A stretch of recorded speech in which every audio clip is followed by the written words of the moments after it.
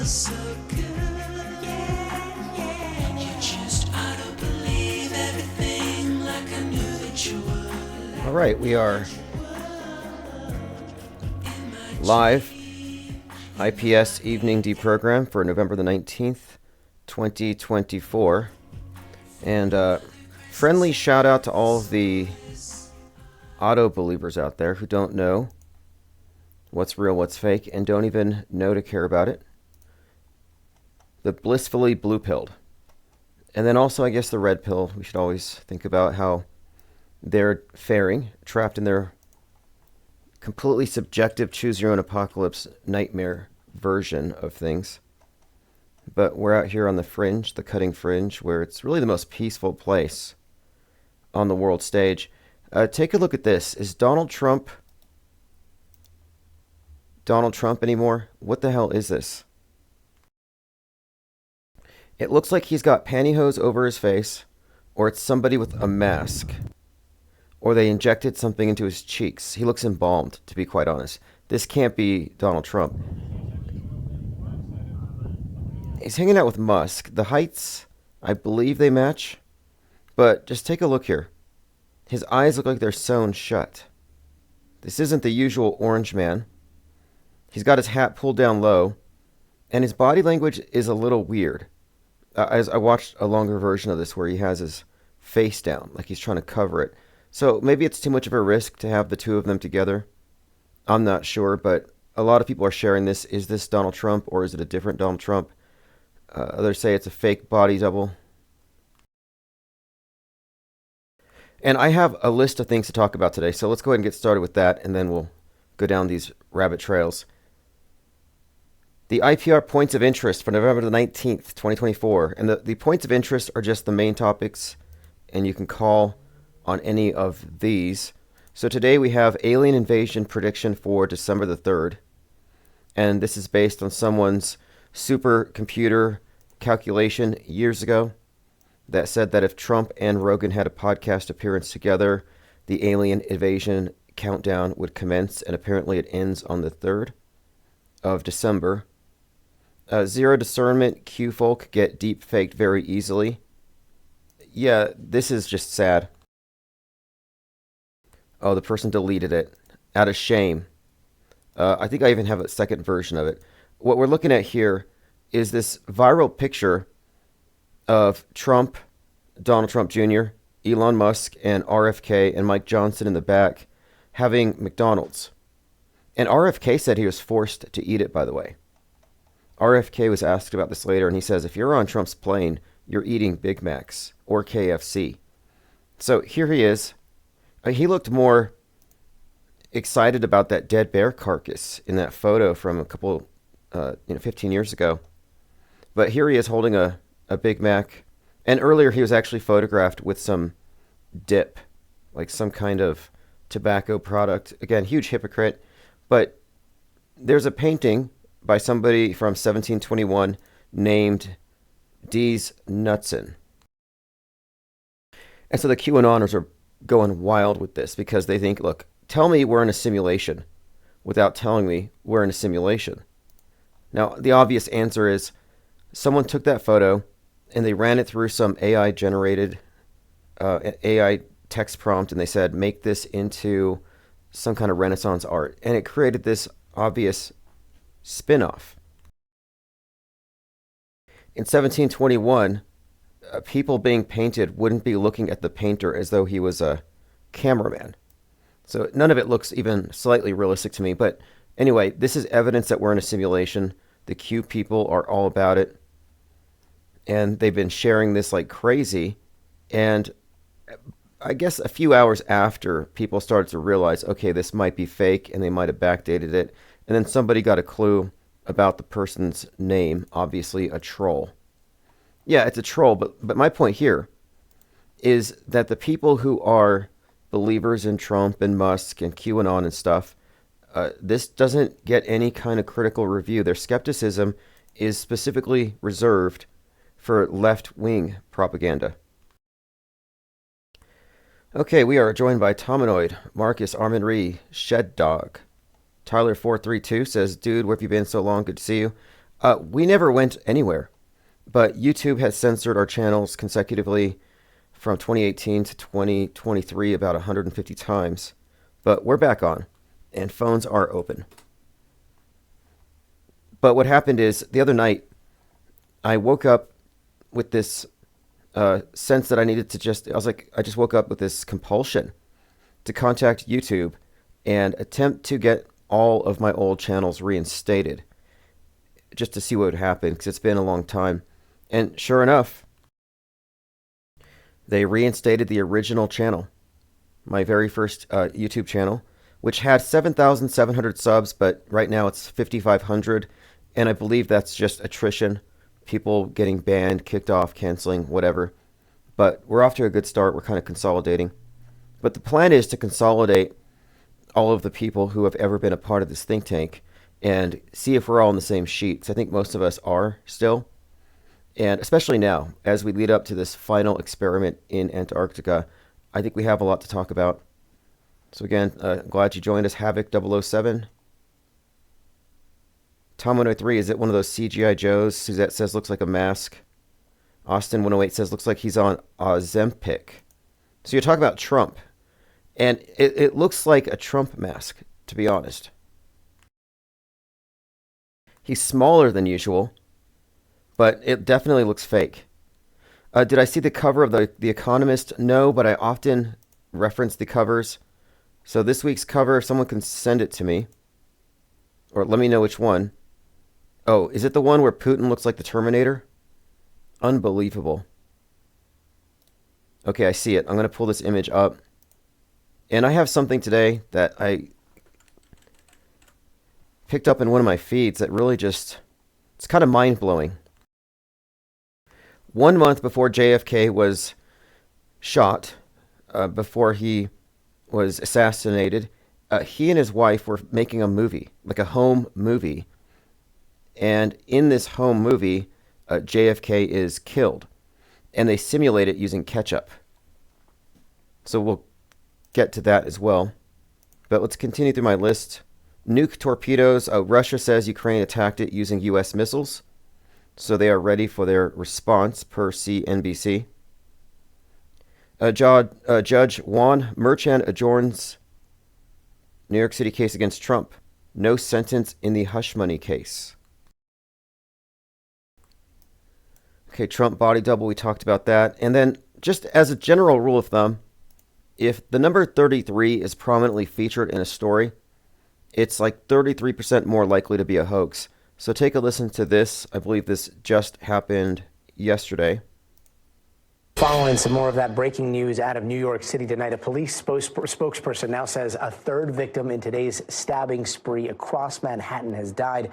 Police say that 36-year-old woman was attacked by that homeless man who has been arrested, and records show he has a criminal history that is quite extensive.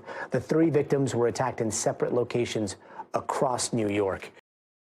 So there you go. 3 locations, 3 victims, probably a hoax.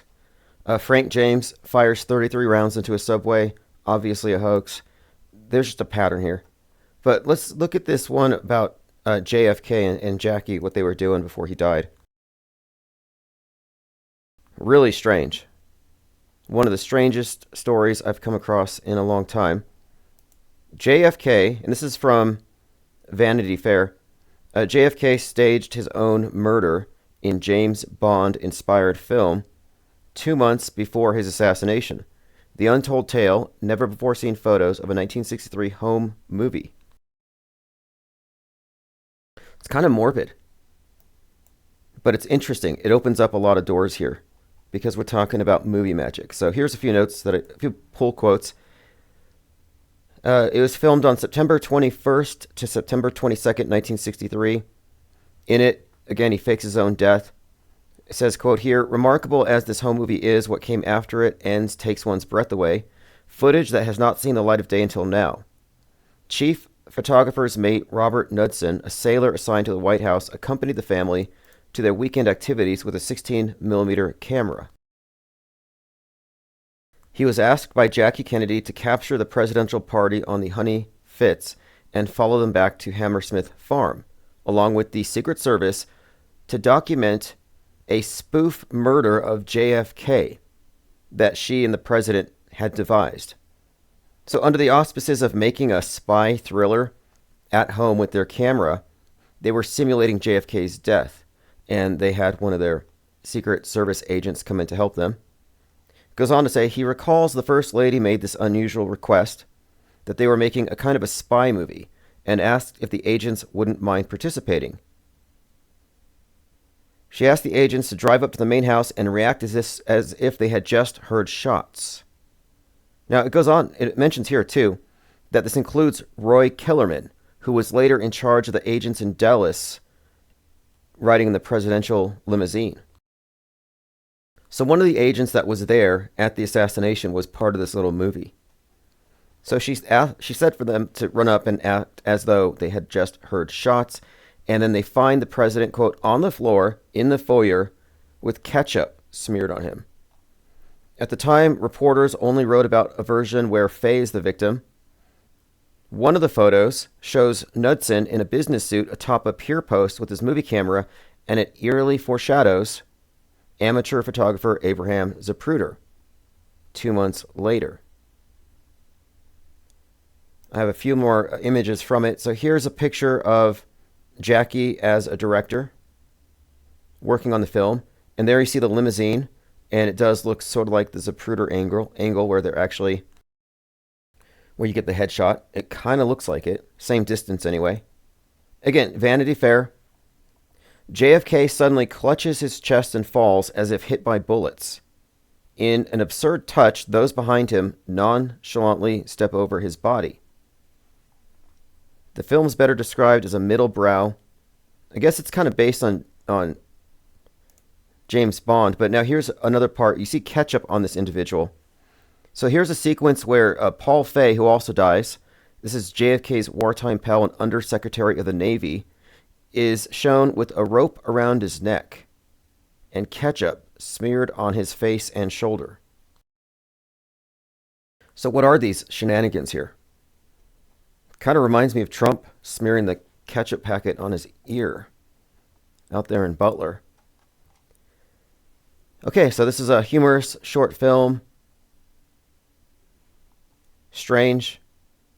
I think I have a few more clips here. Okay, so in amateur fashion, they use Heinz ketchup on Kennedy and his friend Faye to make it look as though they were bleeding. Other miscellaneous takes on the film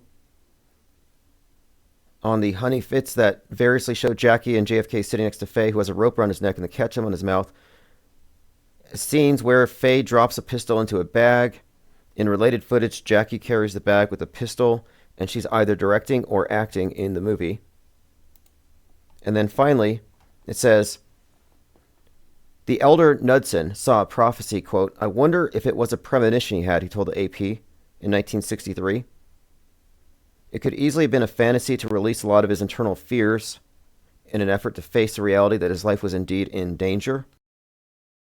If JFK harbored premonitions about his death, they were not specific enough to persuade him to change his plans in Dallas. And then one more part here. This is from, again, Vanity Fair. There's another oddity that would hint at misfortune to follow. The Kennedys watched dozens of films in the White House theater during JFK's time in office. The official logs of their screenings have an intriguing entry in August of 1962. Kennedy and his brother Robert, and these would be the two who died, watched The Manchurian Candidate with Frank Sinatra, about a serviceman brainwashed to kill a presidential candidate. The ultimate scene shows a murderer with a gun, looks like the bolt-action rifle used by Lee Harvey Oswald in JFK's assassination. And then Oswald did in fact spend time in the Soviet Union. It says here, reportedly Sinatra approached JFK to sign off before appearing in the picture. Now, Sinatra has another film called Suddenly that also deals with assassination, and so Suddenly and Manchurian Candidate have been pointed out as having foreshadowed the assassination. There was even speculation that Oswald, having seen both those films, was somehow persuaded to do it as a result.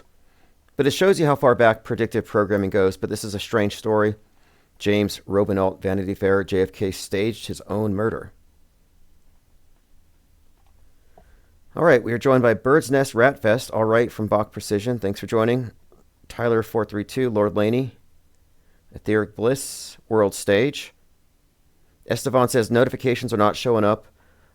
I don't know why not. I recommend you go to infiniteplanesociety.com and join the Substack newsletter, and you'll get live notifications. And you want to be on it anyway, because I'll have notifications for when we do our group chats in Discord. Lucid Stream says, I watched the Christchurch live stream from the lone shooter today on Archives. Did you know that sharing it will get you in jail in the New Zealand? Where did you find it? Is it on one of my archives? I don't recall uploading anything with Christchurch. Unless you saw it on BitChute. But yeah, I heard about that. And that's the test. Christchurch was the test run for the internet lockdown to come when they have to clamp down on mind viruses. Okay, the world in 2025. Thank you, Shed Dog. So let's take a look at the Economist cover. Okay, this one. I've seen a few people breaking it down. I haven't taken a close look at it. We'll have to go full-blown Pete Shea on it. These things are very nuanced, but at a glance, you got Saturn, you got the hourglass, the red and black colors of Saturn when combined. You've got quite a lot of Saturnian stuff here, but I'll have to look at it. But Saturn's on top, which is interesting. You got the raised fist on bottom, which is red. Anyway, very intriguing looking cover. Ominous. I mean, did you see the... It's like every other Atlantic has some kind of version of Trump with his head wound. It's just insane. World Stage says the White House Theater redundant. Yeah, they even watched Macbeth. And Macbeth, the story is somewhat part of the... Actually, it's a significant part of the subtext within the script of JFK's fake assassination.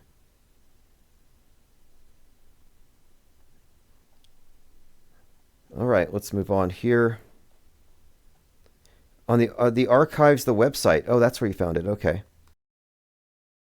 Yeah, so if you don't know the story, Brenton Tarrant mimics Anders Breivik, and he shoots up a couple of mosques to get back at the government for being pro-immigrant. And both of these are easy to debunk. You can watch them yourselves. If you're not convinced by the first one, or if it looks too real, look at the second one, where you actually see, you can find clips of the people getting up off the ground. But that's beside the point. Interestingly enough, there was a drill being performed in Christchurch that day, which involved police in full gear practicing running cars off the road and pulling the drivers out. Well, during this drill, Brenton Tarrant drives by, and they run him off the road and pull him out. And this is talked about in the media as an eerie coincidence.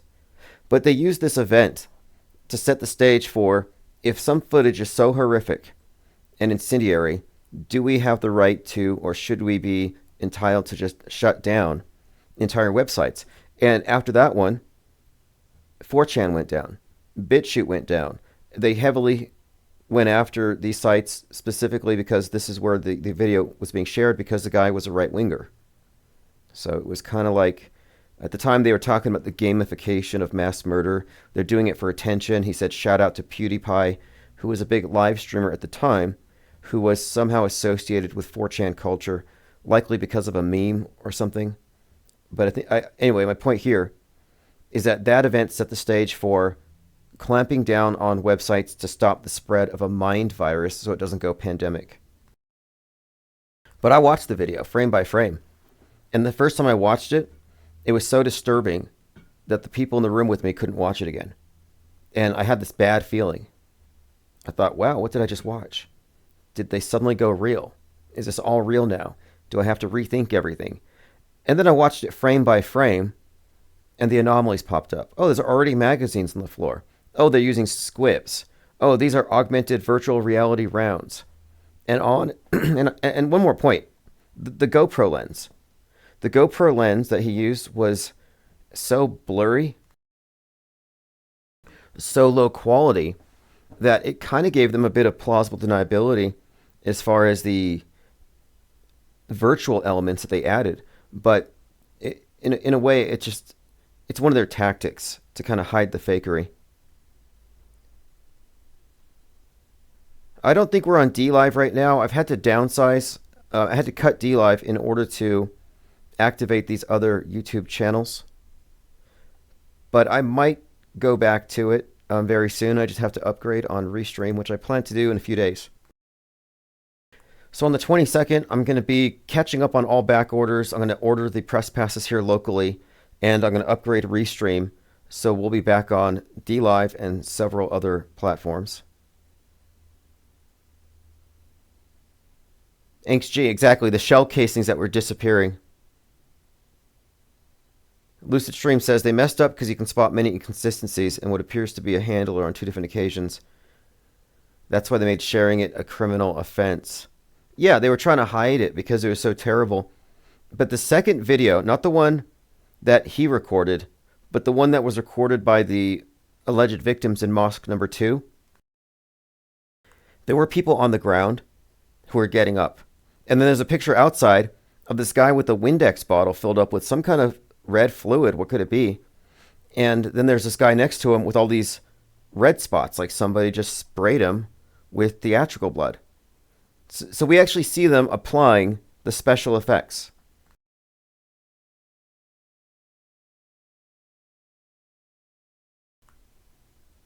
Okay, moving on. I'll take a closer look at this cover later.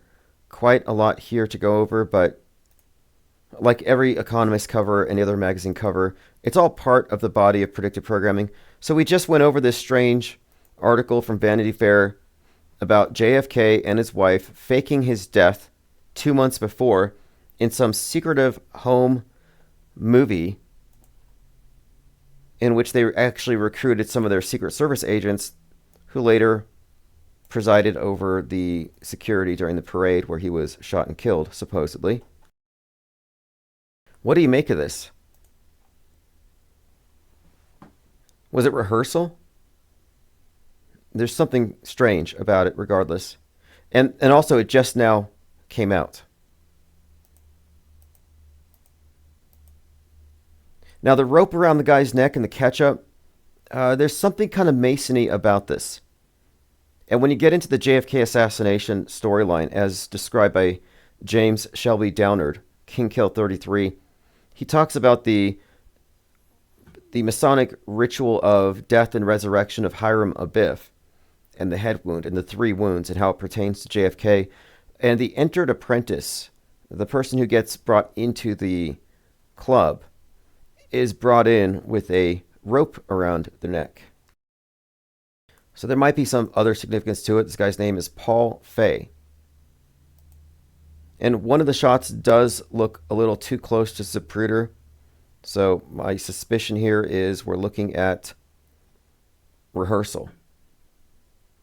Elon Musk tweeted this today. And it's 11/19, which is a very 9/11-y day. 2 towers. The 2 towers. So obviously he's probably referencing Lord of the Rings, but 2 towers, Twin Towers, don't know why, but he posted it today at 12:21. Maybe I'm reading too much into it, but I don't think so. Here's Russia talking about their autonomous torpedo, Poseidon. 100 megatons. Travels up to 10,000 kilometers. Now, why this stands out to me, and you may recall this, we were talking about the stranded astronauts and how they went up in the capsule called Calypso. And Calypso is the name of the nymph who holds Odysseus hostage for about 7 years in the Odyssey. So here we're looking at the Space Odyssey and Calypso, and they're stranded, which is, okay, this is likely part of the same storyline. So what happens next? Odysseus escapes Calypso, and then he confronts the Cyclops. He blinds it, and he does escape, but the Cyclops curses Odysseus in the name of his father Poseidon. Well, here we have Poseidon. Робот-беспилотник Посейдон. Он приближается к цели на километровой глубине со скоростью... And I think we could easily correlate this Poseidon, this weapon, with the body of predictive programming hinting at a Kraken and the connection with Kraken in Seattle and the West Coast. But this is supposedly capable of creating a tsunami and taking out coastal cities. So we have that to look forward to.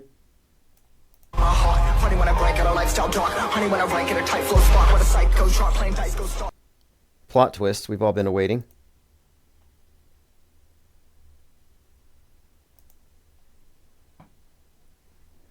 Lucid Stream says, body lying with shoes on, next frame shoes are off. Oh yeah, the second video is the one that really breaks it, that dispels the illusion. Lean Dion, yeah, people already playing dead before he came into the room. And there was one individual who got up ahead of time. And some of the dead people were looking at, they were doing selfies, like while they were on the floor among the dead. You could actually see them laying there taking selfies. Armin Ree says, will be funny to see how they fake a nuke in modern footage. Yeah, watch Oppenheimer in IMAX. And the film, Oppenheimer, was an IMAX film, 11 miles long, 600 pounds. 11.6. 6/11. Trump shot at 6/11. 6/11 is the execution date of McVeigh. 11.6 got them underwater. It's a reoccurring number, consistently associated with the right wing and the nuke, which is somehow the result of far fringe right wing extremists working with the Russians.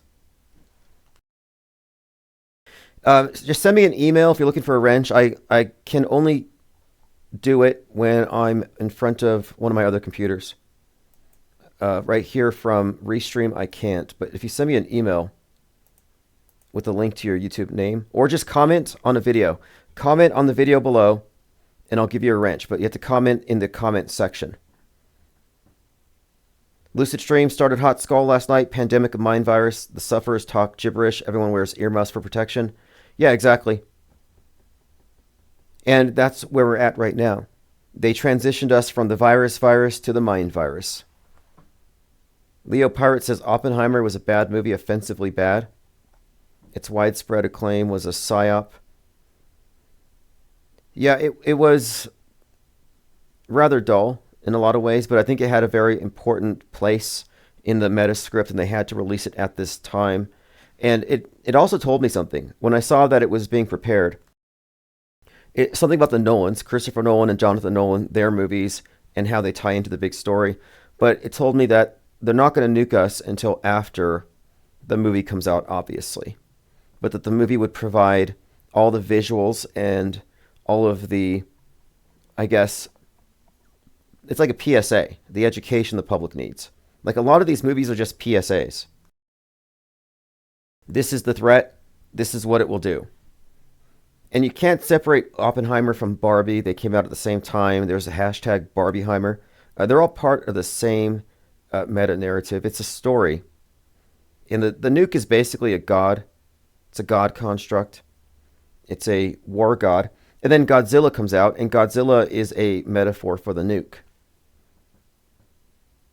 But it's all storytelling. This is the pageantry. This is the manipulation of the masses through hyperstition. Leo Pirate, it reminded American audiences of the importance of the nuke. Well, exactly. It was a reminder that this is the threat. This is what it's going to look like. And one consistent pattern is, and we see this with every single PSYOP, is you have drills attending every PSYOP that mirror what happens. And then you have movies that give you the visuals so that you can imagine what it is that you're not actually physically seeing. Roxy says, what do you think about the JFK Home movie? I'm still reeling from it. Yeah, that's what I'm saying. I don't know what to make of it. I just came across it today. It's a new story. I haven't figured out what it means. So I thought, I have to go live tonight and talk about Jackie Kennedy directing a murder movie where JFK is covered in ketchup 2 months before he gets assassinated. And some of the scenes are reminiscent of Zapruder's work. Although we can't give Abraham Zapruder credit for Stanley Kubrick's work. Zapruder is really just a character in this play. Again, if you want wrenches, just comment in the comments section, and I can go through all at once. It's very easy, but in the live chats, it's kind of tricky because I have to scroll. And we get so many comments now. Our numbers have gone up significantly. In fact, let's take a look here. Now, we're still early in the evening, but looks like we're up to a little bit over 100 or so. It'll go up, but we're trying to awaken the Kraken here. We want to consolidate all of our old listeners. Retroactive drill for JFK? Yeah, that's what I'm wondering. It seems like morbid, like maybe they were doing a rehearsal, and then so they get the Secret Service agent, hey, can you help us make this home movie where I'm going to pretend to kill the president? And he participates, and they dump ketchup on the body, and she's filming it. It could have been at that point where they had to recruit this guy into it. Hey, you're going to be the head of security on 11/22, and we're going to basically do this and pretend like it's real. Does anybody here think JFK was really shot on that day? All the conspiracy theorists get it wrong. It was as fake as Trump's ear wound. Leo Pirate says, RFK Jr. constantly being associated with Trump, as well as Reagan, and some headlines with Garfield. I think it's priming the audience for what's coming. I've thought so for some time. I thought maybe the whole QAnon obsession with JFK, and they do worship him and pray to him, and they do believe he was the second coming of Christ and he's still alive. I thought perhaps they're just flooding the zone with JFK stuff in order to make this association so when they JFK Trump, it hits the same way.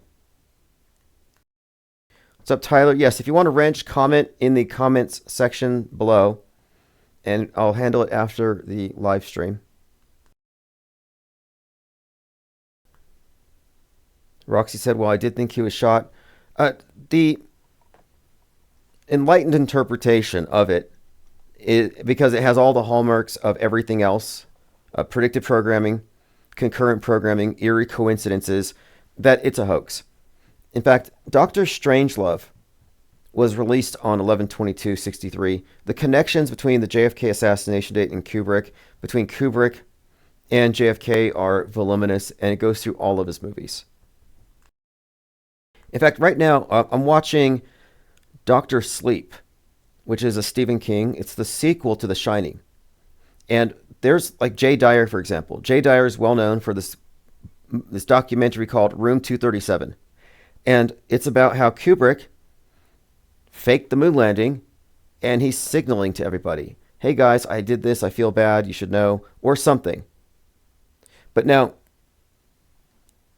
the problem with that whole proposition is that the movie The Shining doesn't only foreshadow what happened on the fake moon stage, but it also has tons of predictive programming for 9/11.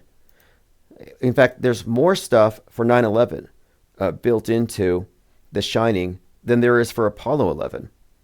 So, and it's a consistent thing with all of his movies. But I'm watching the sequel, and it has this psychic child named Abra. They use the word abracadabra, which is a very occult thing if you dig into it. But the child is like psychically predicting 9/11. So think about it. The Shining 1 has predictive programming for a psyop that was going to happen in a couple of decades.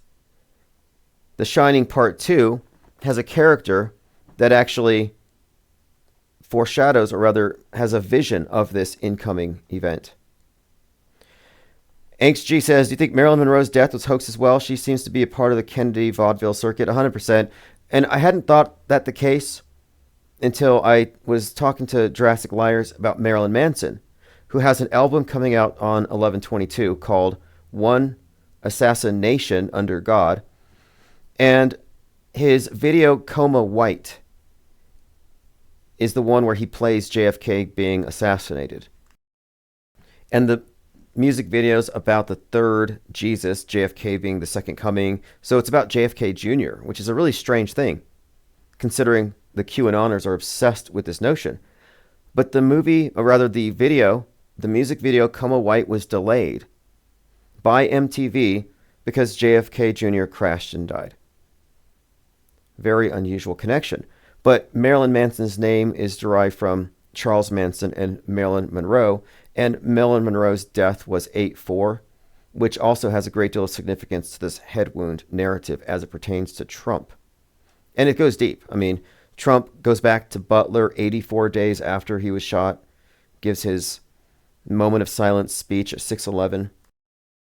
Somebody sings Ave Maria, the Riddler song, and the Riddler looks just like Thomas Crooks, who died at 6/11, looks just like Thomas Crooks, who is described by the media as an enigma, which happens to be the Riddler's name, Edward Enigma. Thank you for the krill, Phil LeBlanc. Appreciate your support here and participation. Robin Farrell says, Zapruder film was shown for the first time on the Geraldo Rivera show 12 years after the fact. Dick Gregory is one of the guests. They had 12 years to create the conspiracy psyop. Yeah, that's a long time. And Dick Gregory is one of the individuals who helped spread this idea that Trump is a twin. It's a no-brainer. He's got body doubles. But does he have a twin?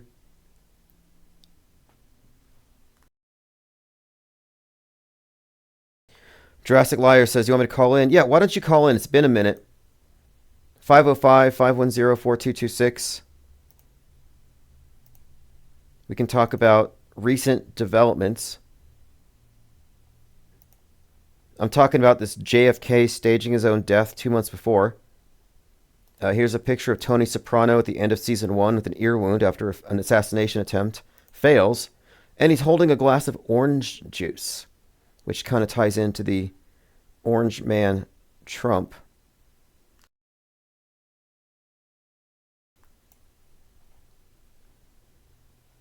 So many gullible people.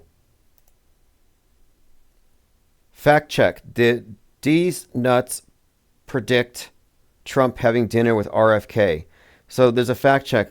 Did this painting in 1721 predict RFK and Trump and Michael Johnson having dinner? No. Google reverse image search shows no image of it having existed prior to the photo of Trump. And I just have to point out that Q people are auto believers. MAGA are auto believers when it comes to their own propaganda. In other words, they don't even think about it. They just believe it. It's pretty sad. Another great video here about the Paul Tyson fight where Infinite Plane Radio. Hey, dude, this is Jurassic. Hey, what's up, Jurassic? Hey, I haven't called in because my vocal cords are all completely up, man. And I can barely do my live stream. That's why I didn't call in for a while. Well, I recall that you had said that Trump would win, and this would totally infuriate the other side. And we might be looking at that Civil War movies scenario. You still think that's the case? I mean, you kind of called it. Well, I knew he would win, but I wasn't so sure about that, about the, like the insurrection type deal with the Democrats doing it. But that would be the common sense thought about it. Right. But notice how it's too calm. Obviously, they're up to something. You know what I mean? And could they start World War III? Because this is what I was saying also, was that they could start World War III ahead of the inauguration and somehow, have Trump inauguration be either delayed or maybe not even happen. I don't know what they're going to do. These people are nuts, you know what I mean? So we can never figure out every step they make, we can just kind of guess the outcome you know. Right. Yeah, absolutely. Jessica Lynn says Trump was shown with orange soda on the plane. Yeah, this Trump thing with the mob boss connection goes deep because you got Tony Soprano with the orange juice, which calls back to Francis Ford Coppola's The Godfather, who has the oranges fall when he gets shot at, and then of course Trump with the orange face paint. But other recent events. What about Marilyn Monroe? Somebody's asking. You're convinced, or rather, you believe that she's a death faker? Well, I mean, the fact that she was involved with JFK and RFK, supposed, flings or whatever the creature was having. But Marilyn Monroe, born on, I forget when she was born now. I can't remember now. But I know she died on 8/4, which is, the day Trump's going to get his head wound, which is also Obama's birthday. But Marilyn Monroe kind of connects with this, that creature, Meghan Markle. That's the only reason that creature's in the news is because of the creature's birthday, and is August 4th. So it's got the MM, just like Marilyn Monroe had the MM. So there's something going on with that. And did you hear my mention? Marilyn Manson has an album coming out on 11/22, and it says "One Assassination Under God," and one of the themes in his music has been the Kennedys and the assassination theme. So I kind of have my eye on that particular character, but you're the one who alerted me to the Marilyn Monroe 8/4 death date connection. Right, and also Marilyn Manson is 55 and Satan equals 55. That's why, that's another reason why they're using him right now to put out that album for Trump. Because Trump, everything to do with Satan has to do with Elvis and Trump, because Trump is the image of the Antichrist, because Elvis is the Antichrist, Trump is the Antichrist in the flesh. And everything to do with Satan has to do with Elvis, but also with Trump, because Trump was 55 years old when 9/11 happened. Obama was 55 years old when Trump got elected, and when Trump was made president, he was still 55, Obama.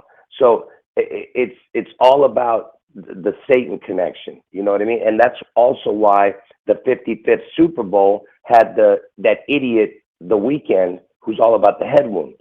Oh, Abel. His name is Abel, like Abe Lincoln, or Cain and Abel, and the head wound stuff. And his birthday's 2/16, or February 16th, right, which obviously correlates to the 216th day. And, interestingly, I was watching this movie called Focus with Will Smith. And in the movie, they're trying to convince this guy to bet on the number 55. And in order to convince him, he speaks Mandarin. So they're playing the song Sympathy for the Devil, because Wu in Mandarin means 5. And so throughout the song, Mick Jagger sings Woo Woo 124 times. So it's 55, 55. And they mention it. I'm thinking that's weird, because JL had said that 55 has the numerical equivalent of the devil. Satan. Yeah, Satan. Satan equals 55. Yeah, and Elvis turned 55 years old in the year 1990, and in 1990, the Super Bowl, because Elvis turned 55 that year, the Super Bowl was the score was 55-10, and Satan equals 55 reduced numbers 10 because 5 plus 5 is 10. So Satan equals 55-10. The year Elvis turned 55, that was the score of the Super Bowl. Okay, and the Super Bowl is the trophy, because the Vince Lombardi trophy is Vince Lombardi was born on 6/11, so the trophy is 6/11. And who won that? Who won it? It was the 49ers. The 49ers. The quarterback is Joe Montana. Joe Montana is born on June 11th. I didn't know that. Now, just to point out where Trump's now he's going to be president number 47. The 47th Super Bowl was the blackout. That's the one where it blacked out for 33 minutes. Not sure what that means, but it seems like foreshadowing. And while Tyson was fighting Paul, over where Trump was at, he was hanging out with Sylvester Stallone. And Stallone references Rocky, where he's in this gym that was formerly a church, and it's called Resurrection AC. And so I'm thinking, okay, I remember you brought this up before, Resurrection AC Athletic Center. But Antichrist, yeah. Antichrist. And Trump had long long been sending pictures of himself out there on Twitter as Rocky. But in his speech, Sylvester Stallone compares Trump to both George Washington, and he says, quote, that he's a mythical figure, that he doesn't exist. And then he compares Rocky to Jesus. So anyway, I don't know what you make of it, but... Well, that makes sense because, the father of our country, they're connecting the father, the son, because George Washington is the father of the country, get it? So Okay. That's the reason yeah. Okay, that makes sense. And it's funny what he says here. He's like, we're in the presence of a mythical character. I love mythology, but this individual does not exist. Nobody could have pulled off what he's pulled off. But he says that the camera goes from Jesus to Rocky and shows he's a chosen one. So again, he goes from Rocky to Jesus to George Washington. So total predictive program. But as far as your Super Bowl connection with the 47 Super Bowl, I believe Seattle was actually in that Super Bowl, if I'm not mistaken. And the only Super Bowl Seattle won was the next year, which was the 48th Super Bowl. So it's going to be 48 years from the day Seattle slew on the Triple Crown on June 11, 1977, to next year, June 11th. It's going to be exactly 48 years. And the 48th Super Bowl is the only Super Bowl that Seattle won. And the 47th Super Bowl was the blackout one, you said, right? Correct. And that Seattle lost that one. And Elvis is 47 years dead now. So it's all about the 47. 47 years dead he's been. And Trump just got elected the 47. So that's what they were waiting for, was the 47 connection. Well, I heard some rumor today or some intimation by someone in Russia about how the nuke might hit us before Christmas. And there's this movie that just dropped by Francis Ford Coppola, and it's called Megalopolis. It has this Trump-like character, all kinds of Trump stuff in there. Has the assassination 3 days later, resurrects. But one of the things about this movie, Megalopolis, is that on Christmas, which they're celebrating as Saturnalia, Elvis is performing, and he's singing America the Beautiful, the song that they sang at Trump's inauguration in 2017. So you have this Trump, and he's wrapped in an American flag. So you got Elvis in a flag singing Trump's inauguration song on Christmas. I mean, it's strange, but it's all there. Yeah, and Christmas is the Christ connection, of course, with Santa being Satan. But what's also in that movie, because I got this from you, was that nut job. What's his name? That other actor that was hung upside down the cross in there. Oh yes, Shia LaBeouf. Yeah, Shia LaBeouf. That idiot is born on June 11th. Oh, really? Okay. Yeah.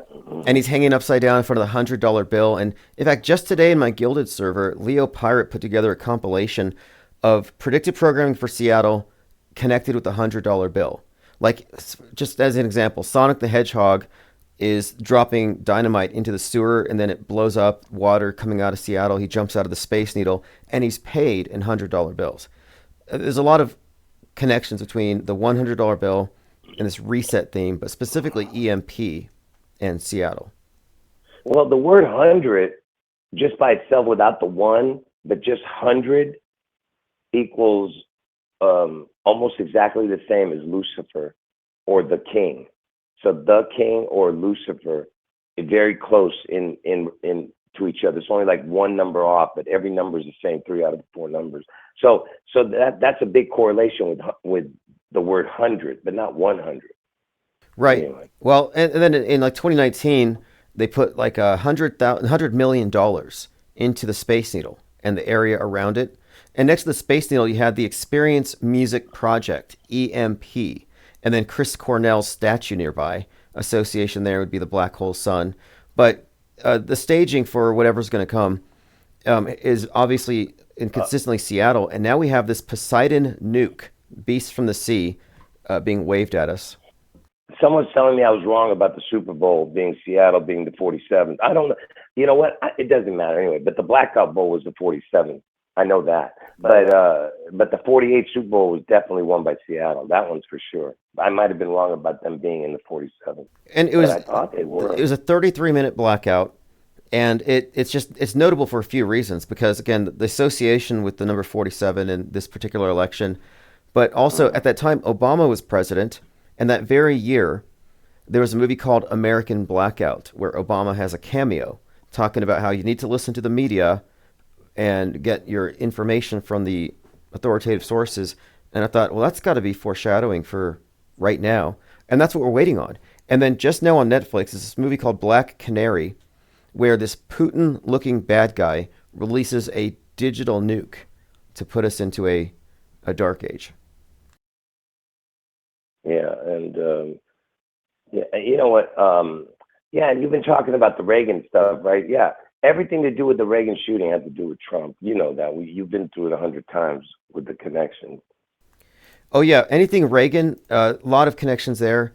The whole Hinkle Jr. shooting Reagan, inspired by De Niro's character in Taxi Driver. Like, it makes me think that Martin Scorsese probably directed the Reagan shooting. Like, at this point, because when you see all these like movies that are obviously perfectly connected with the psyop, I think these Hollywood directors are being recruited. Like, I think James Cameron was likely behind filming Terry Nichols, Rodney King, and the Cop City riots. Like, I think you can make these connections pretty strongly these days. Just real quick for the people who've never seen my videos, Trump was elected when he was 70 years old, 7 months, 7 days. Not elected, he became president, right? The day he became president on 1/20/2017, he was 70 years, 7 months, 7 days, right? It's like the 777, right? And from that day when he turned 70, and then he turned 78 this year, and he was elected this year, and he's going to become president at the age of 78 still, okay? So what does that make him?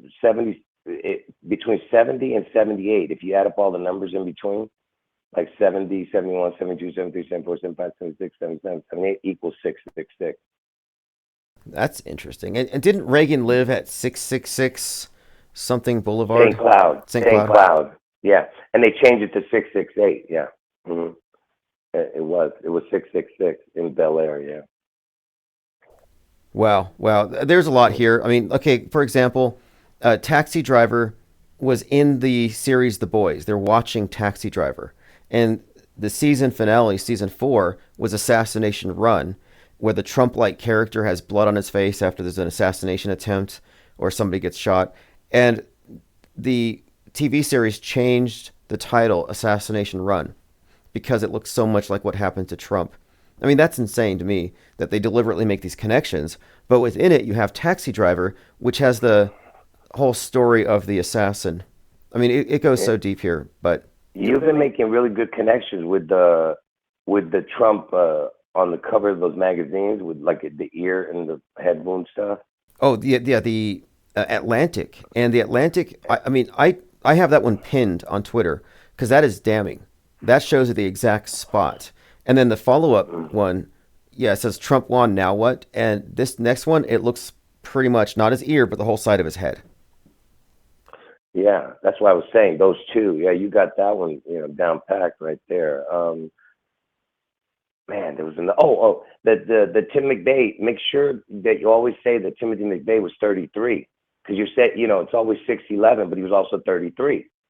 That's right, and that matters because he's the domestic violent extremist. He's 33. He's executed on 6/11, and then 90 days later, Muhammad Atta, who was 33, the lead hijacker. Another 33-year-old. I mean, I say quarantine the 33-year-olds.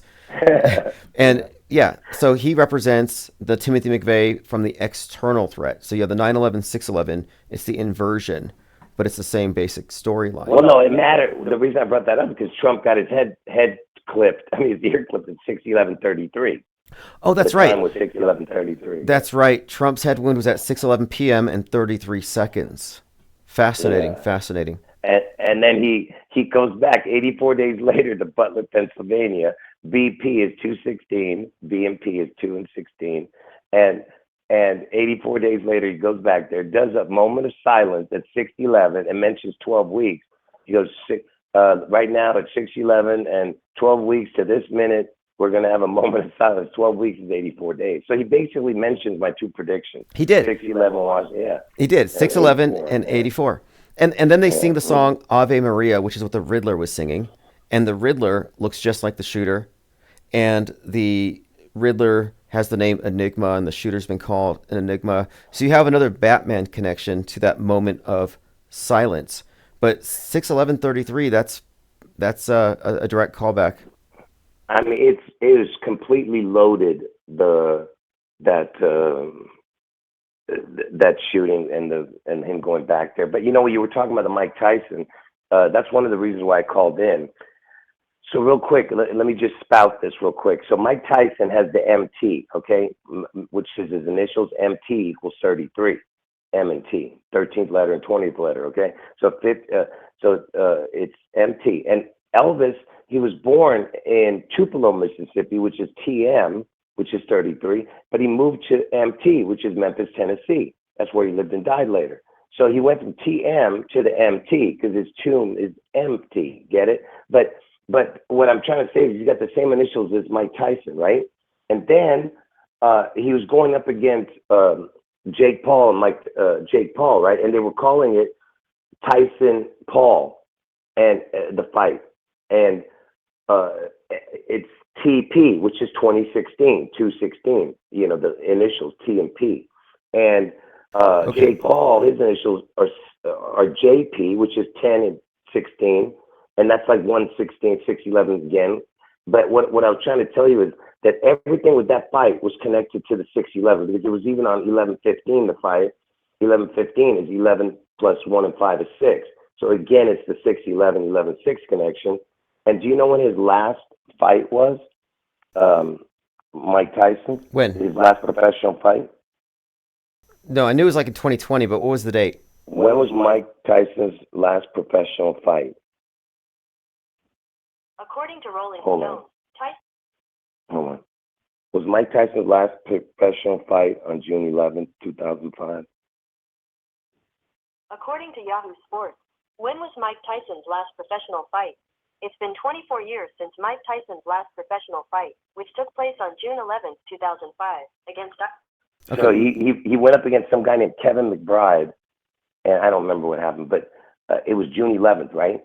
6/11/05. You're Yeah. not gonna believe it. Yeah, you're not gonna believe it. Did you know that Mike Tyson was married? No, I did not. I didn't either. I never heard that he was married recently. I know he was married to some actress years ago, but I had no idea he was married. You know? So I come to find out. Look at this. Who's his wife? Hold on. Who's Mike Tyson's wife? It's Lakeia Spicer. Let's see if they say, when was Lakeia Spicer born? Lakeia Spicer was born on June 11th, 1977. She's born on the day Seattle Slew won the Triple Crown. 77. I see that. Okay. Can you believe that? Now, let me just bring this up really quick. So, Trump is shot. New York Post has Trump shot, where his arm is raised, the infamous image. And we made the connection that this looks exactly like Braveheart. This is New York Post. So now, 84 days later, he's back, and they put a different picture of him, and it says Braveheart. So they call him Braveheart. Now, if you compare the fist-raised photo of Trump to the Braveheart movie cover, it's identical. And then one step further, if you look at his Truth Social avatar, Trump has the Braveheart face paint.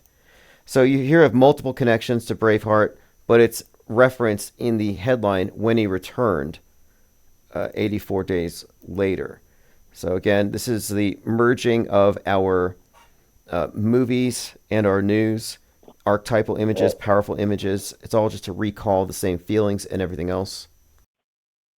And you know the connection with him doing the fist pump, and what was he saying? Do you remember? Fight, fight, fight, which I take to mean 666. I mean, what do you think? Right. FFF, right? But that's not why he did it. He did it, besides the FFF being 666, but that's not what it is. He was referencing Gabby Giffords, because Gabby Giffords got the head wound, and that was her phrase after she got the head wound, which was fight, fight, fight. Okay, that's right.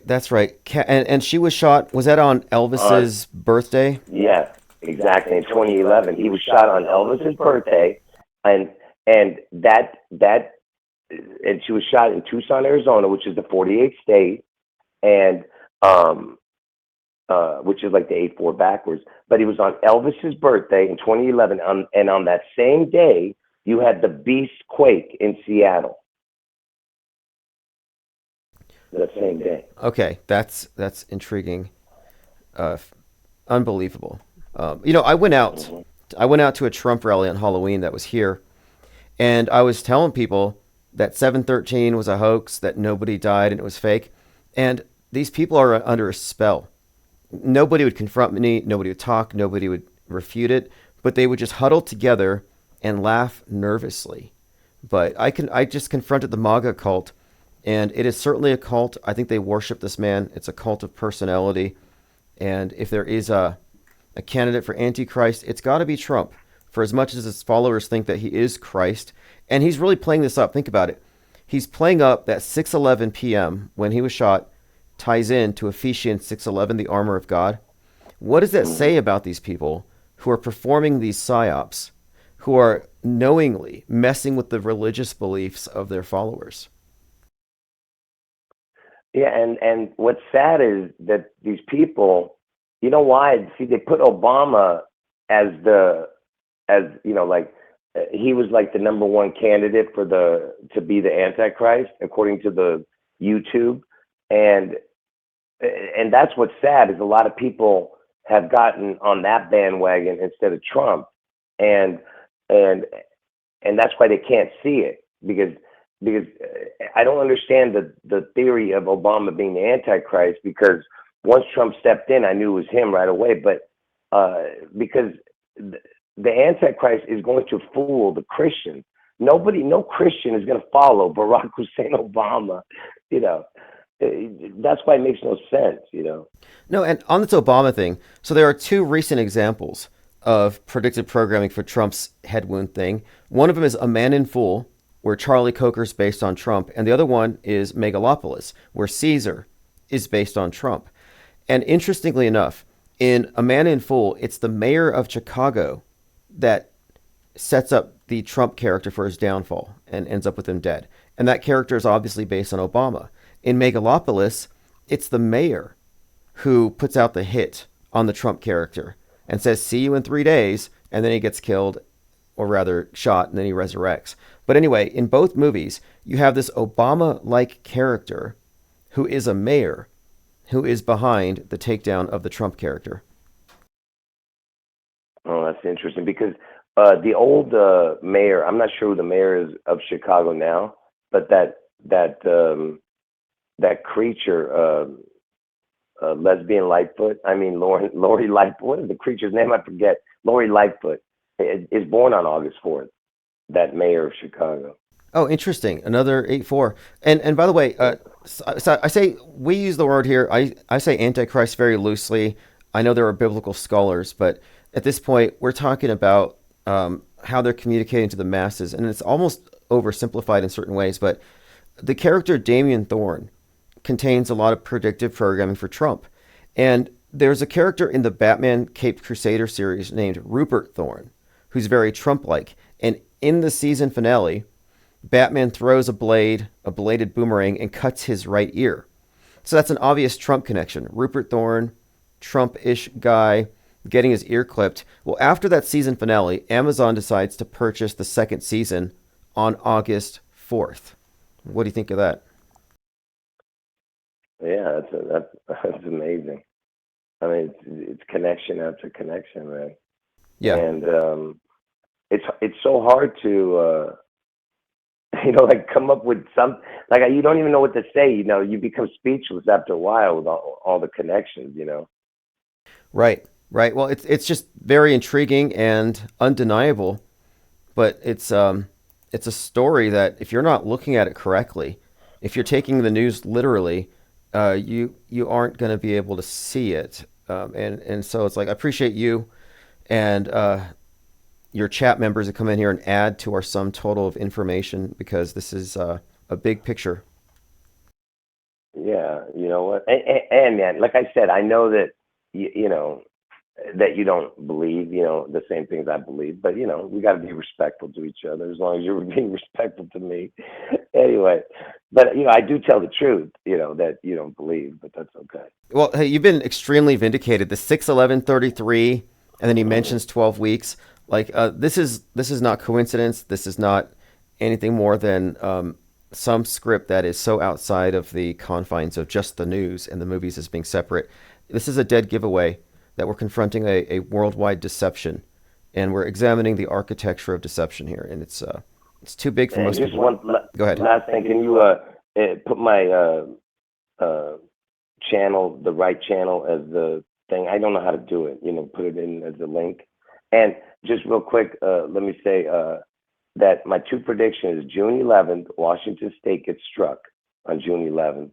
Most likely Seattle will be ground zero, but it's going to take out probably the whole, the whole side. Oh, and by the way, Elvis's head, it's going to be like two head wounds because Elvis's head is the Washington State, right?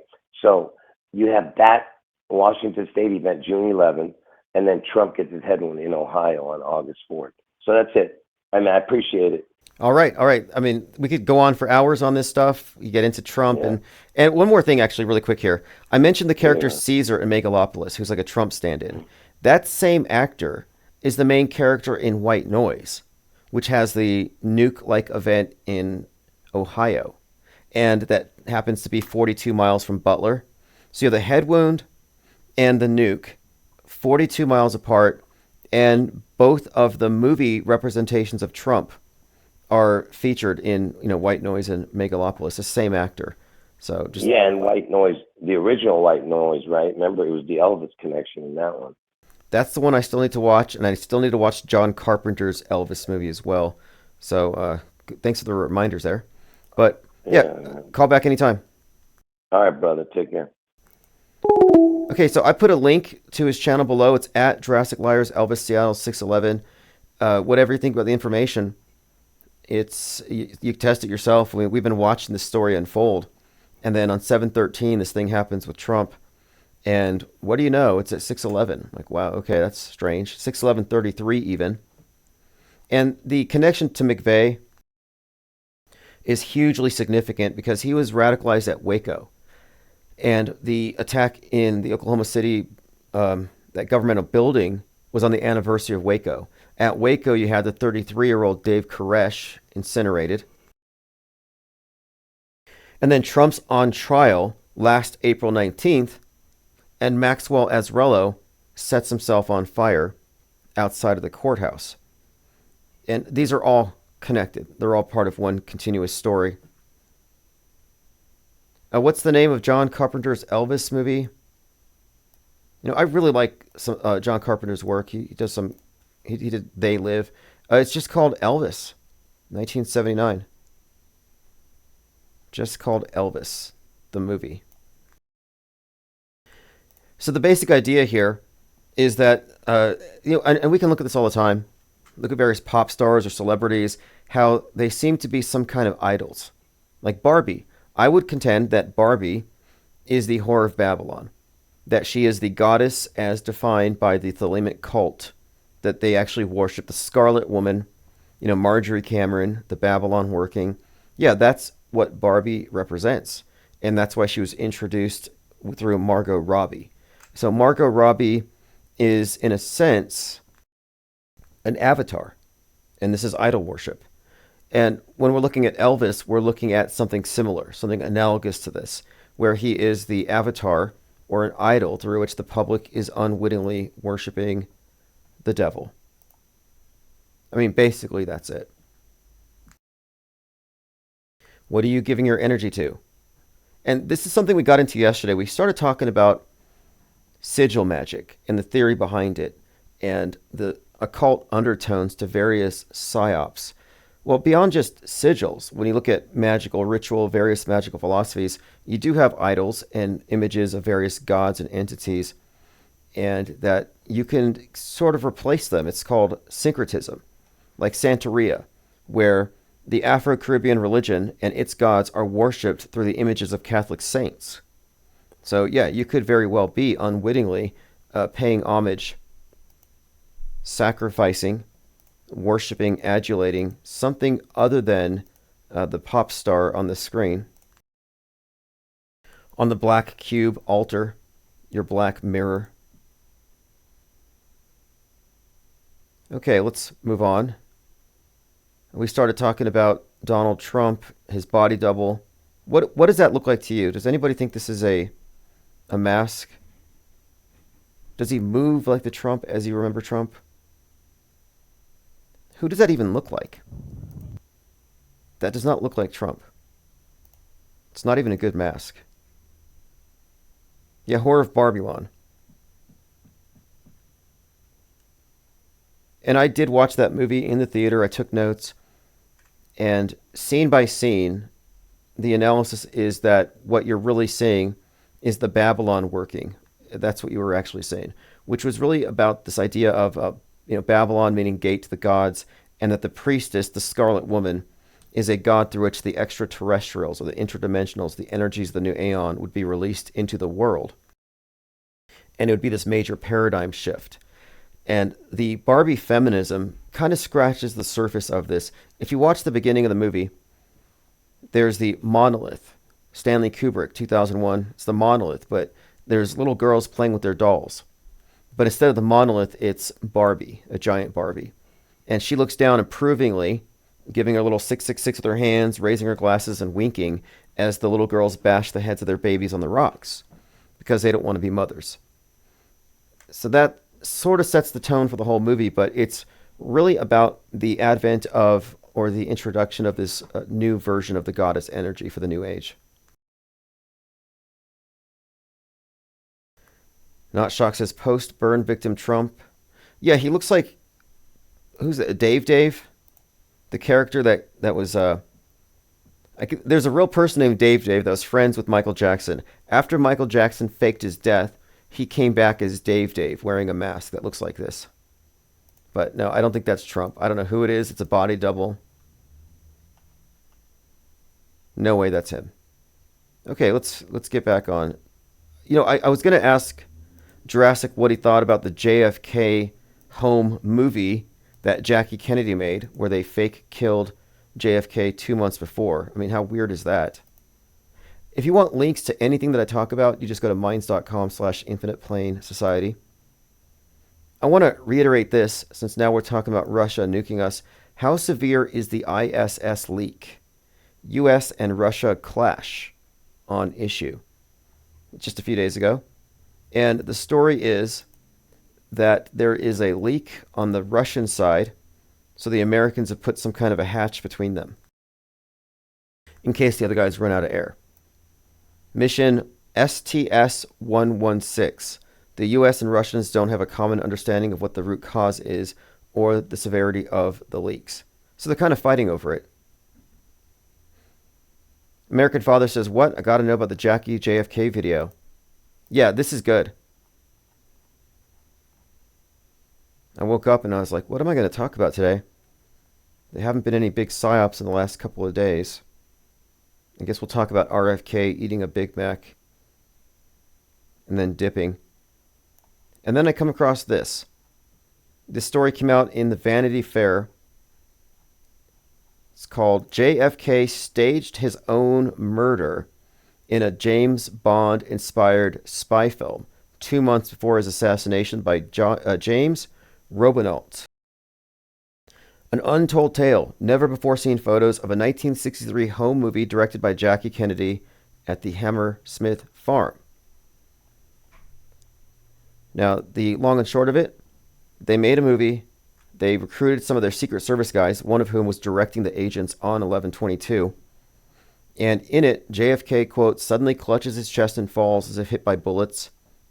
And in an absurd touch, those behind him nonchalantly step over his body. In amateur fashion, they used Heinz ketchup. Why is that amateur? Heinz? What should they have used? What brand of ketchup should they have used? And on his friend Red Fay to make it appear as though they were bleeding. And they're playing with guns. Scenes where the Countess and Fay drop a pistol in a bag that is surreptitiously spirited away. In the footage, Jackie carries the bag with a pistol, and she's shown directing and acting in the movie.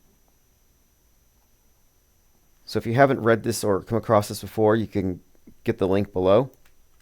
if you want to bookmark it, or go to minds.com/infinite plane society. One of the participants commented on how it seemed like maybe JFK had a premonition. It says Jackie was enamored of the arts, especially the visual arts. While in college, she attended Smith's junior year study abroad in post-war Paris. It was an unusual request, says Roy Kellerman, who was later in charge of the agents in Dallas, riding in the limousine in the front passenger seat.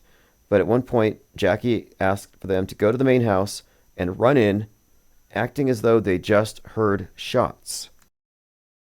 When they did, they found JFK on the floor covered in ketchup. Like, how strange is that?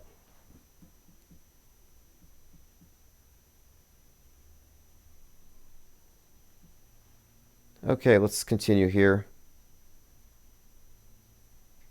I'm trying to find the video. I don't know if they've released it or if it's simply a few screenshots. It's a 1963 home movie. I think that it's going to be released, but as of right now, according to this article, it's a silent motion picture film. I think you can get it at the JFK Home Library. Okay, here we are, jfklibrary.org. I believe I found it. Okay, it's in the archives. Newport, September 1963. Silent motion picture containing footage of JFK's family during their weekend. Okay, this is the one. This is the one. 16 millimeter. Let's go ahead and peruse this footage. Silent motion picture containing footage. So I'm going to let it just play in the background silently. With President Kennedy, our First Lady, Jacqueline Kennedy, Carolyn Kennedy, JFK Jr., that would be him right there playing with the tractor. The QAnoners are going to go crazy over this. It's in the public domain, so I may just upload it onto my channel if it's any good. But I want to see if I can find any material from the fake death. Now, I don't think it's a coincidence. The date they filmed it, maybe it has some astrological significance, the 22nd of September, the equinox, and then he gets shot as we enter into Sagittarius. Okay, well, I'll put a link, and this warrants further investigation.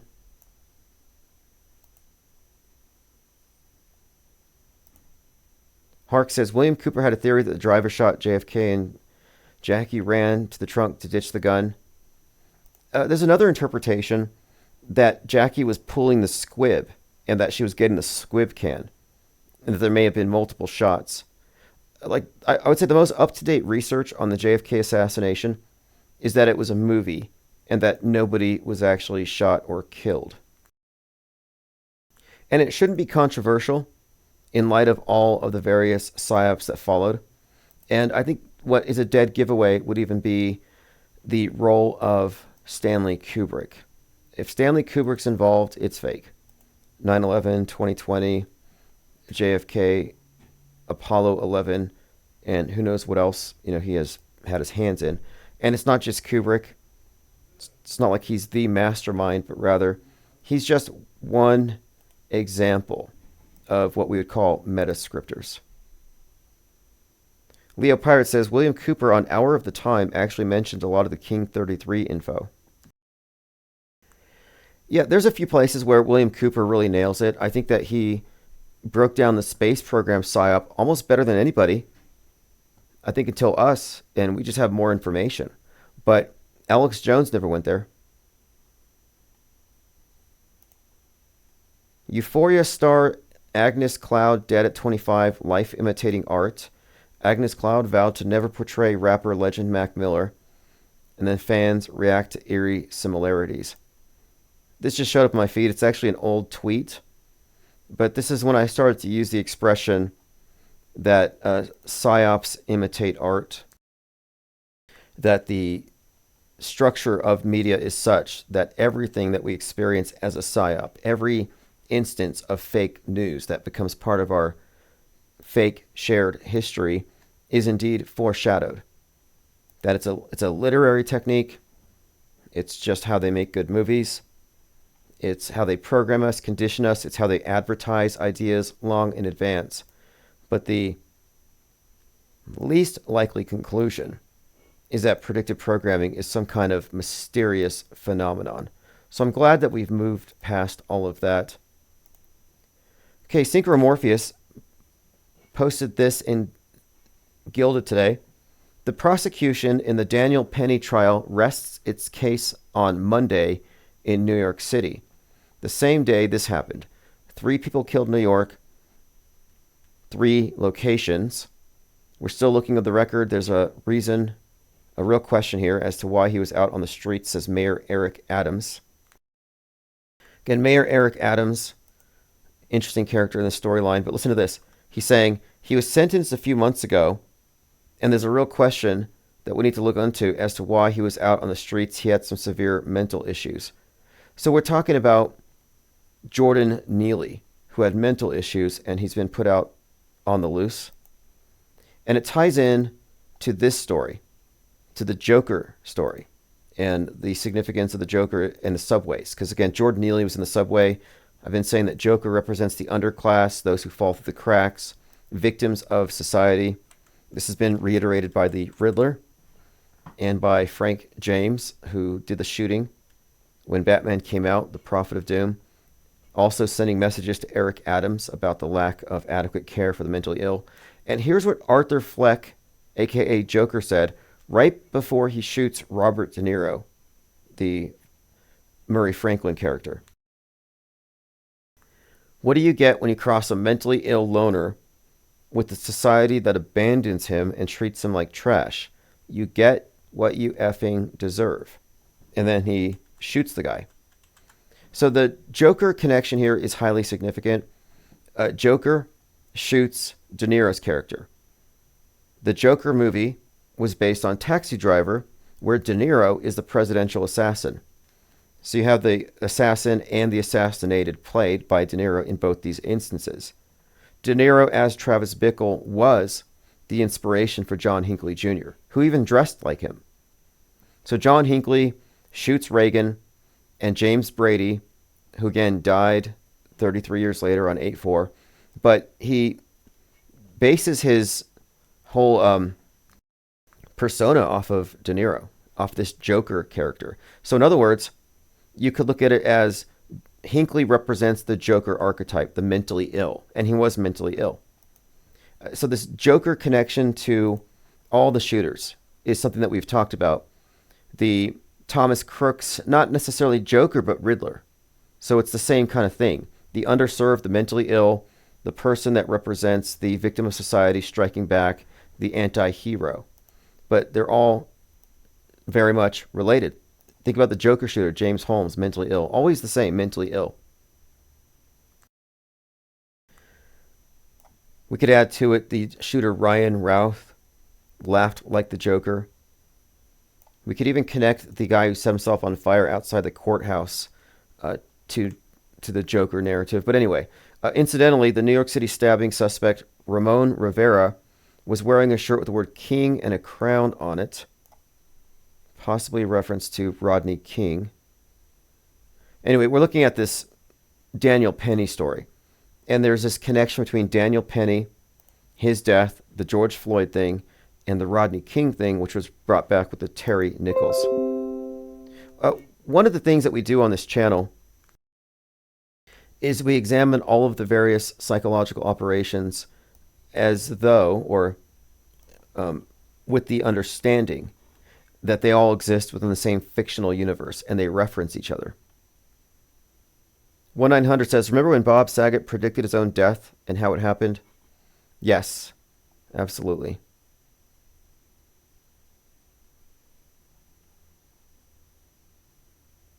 Okay, let's continue here. The failings of the mental health system cited as the ultimate cause of Jordan Neely's death. Quote, we'll never know if he would have followed through on the threats that he made.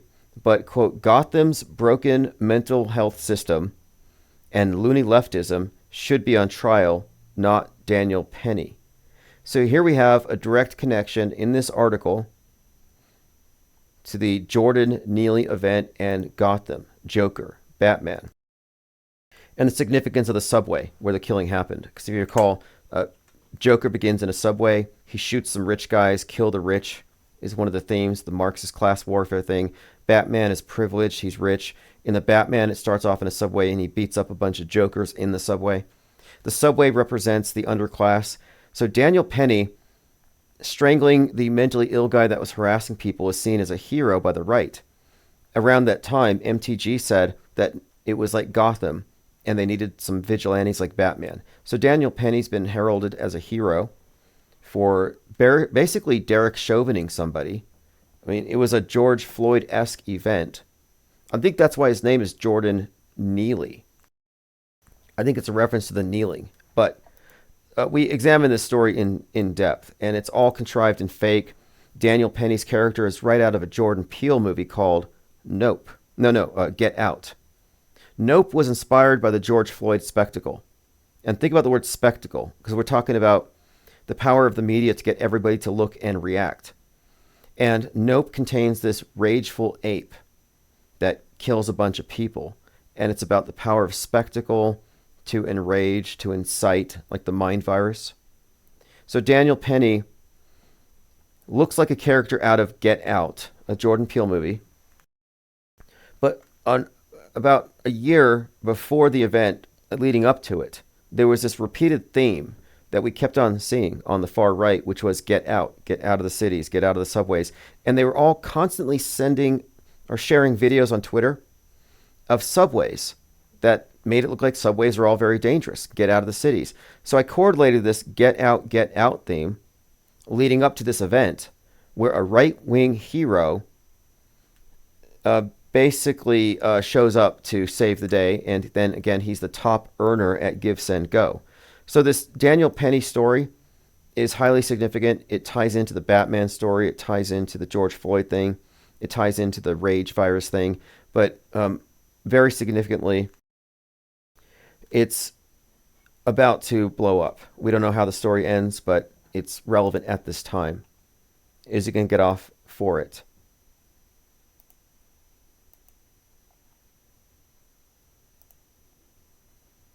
Lucid Stream says The Society of the Spectacle by Guy Debord. Great read.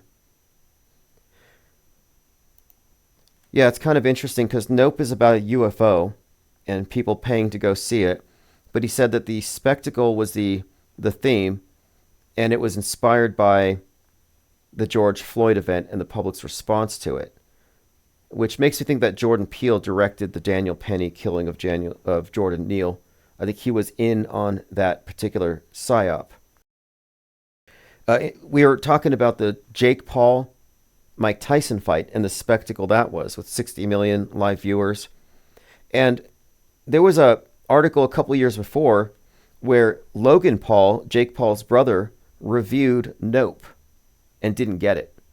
And people remarked on the irony that he didn't get the movie, since the movie's about him. The movie's about his brother. It's about the spectacle.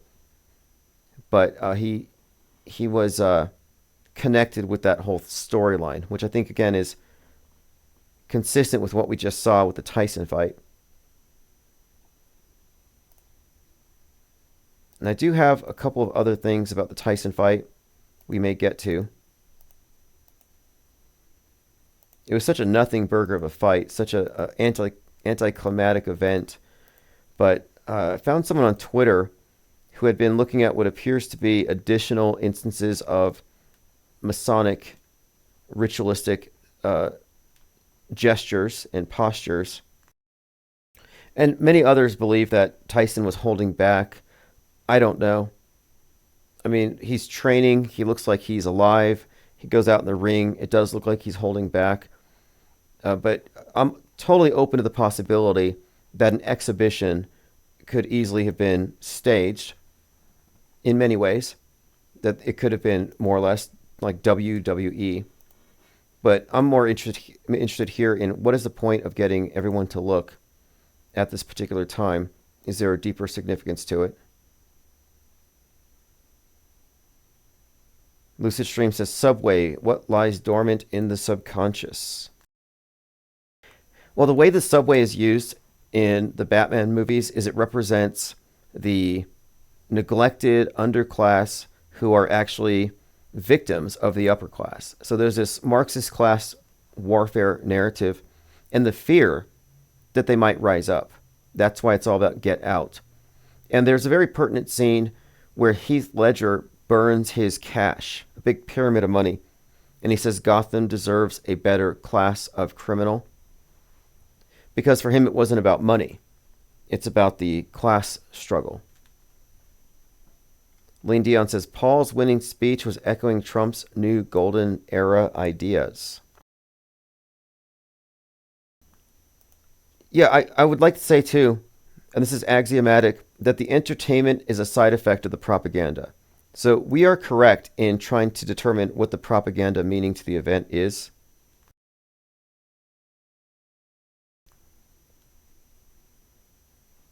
And I do believe I earmarked something where someone had broken it down and they said it looked like Jake Paul was being initiated. Others have found some fascinating Saturnian symbolism, including this shot at one particular, I think maybe it was round 8 or something, one of the rounds where the commenter said, Father Time, or something like that, Father Time waits for no one. He made some statement about Father Time, and Tyson's eating his glove. And if you look at a lot of the images of Saturn or Kronos, he's usually eating a baby. And then there is this image floating around of Mike Tyson not biting a baby, but there's a baby that looks like it could be a young Jake Paul, and he's biting on the shirt.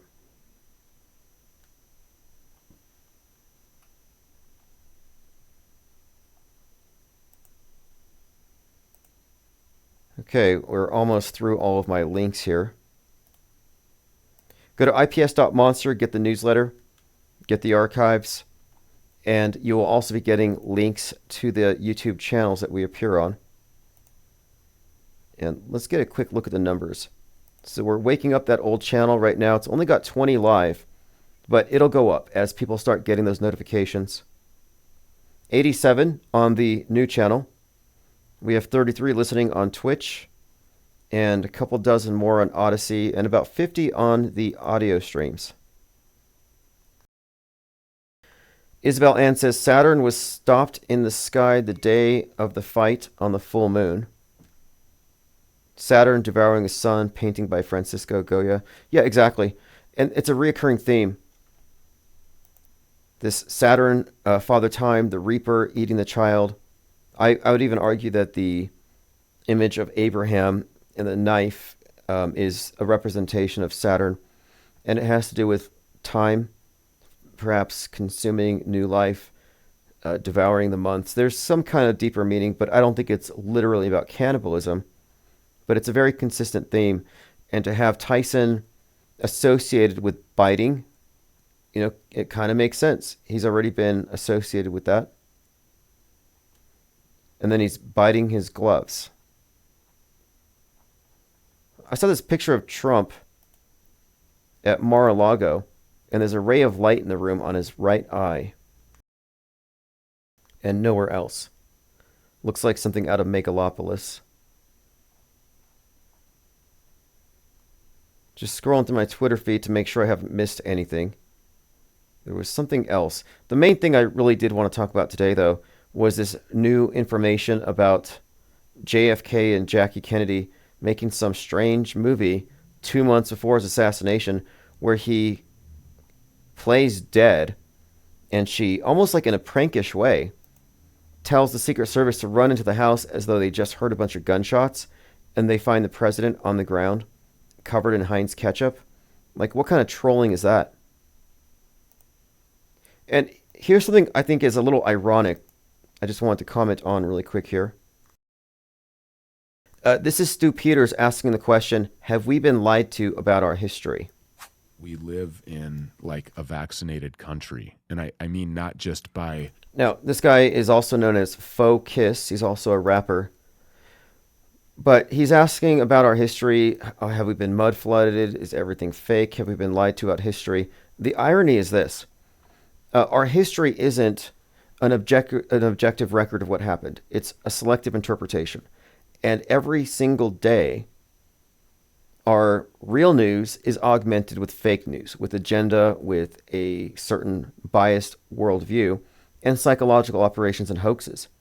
All of the hoaxes, all of the fake news goes into the history books. It's designated real. Doesn't matter what we know. It's what the masses believe. So, in other words, our fake news becomes history, and therefore a partisan propagandist within the political horseshoe is in the business of faking history. He's not just making fake news and holding up, or rather maintaining certain narratives. So for him to be questioning history is kind of a joke, because he's part of the industry that makes history. That's what they're doing. Fake news is making history. It's as simple as that. And so you look at fake news, it's easy to look at it as this side is biased against that side, or this side has an agenda. No, we're talking about the fabrication of historical events. So he's in the business of history telling. So for him to ask if history is fake is just kind of ironic. And I don't think at his pay grade he would get that.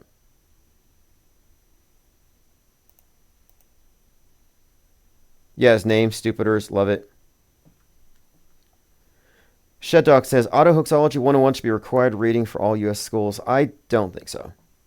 You know, I'm against presenting the ideas of media fakery to anyone who hasn't already arrived at it on their own, because you would screw somebody up. You don't want to. I mean, I think it would be disastrous.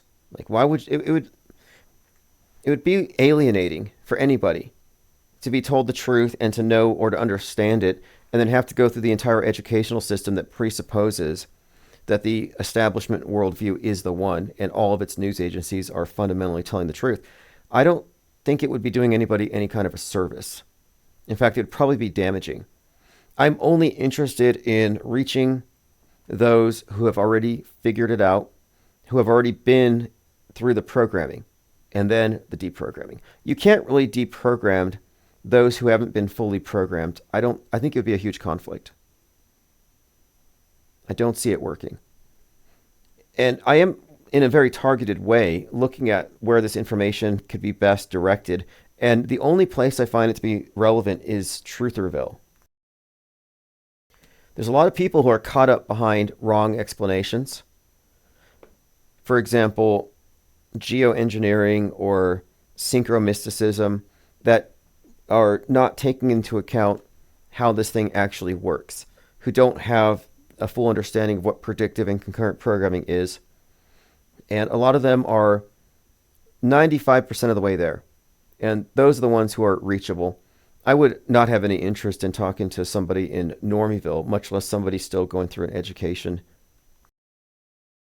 in one of these worldview reinforcing institutions.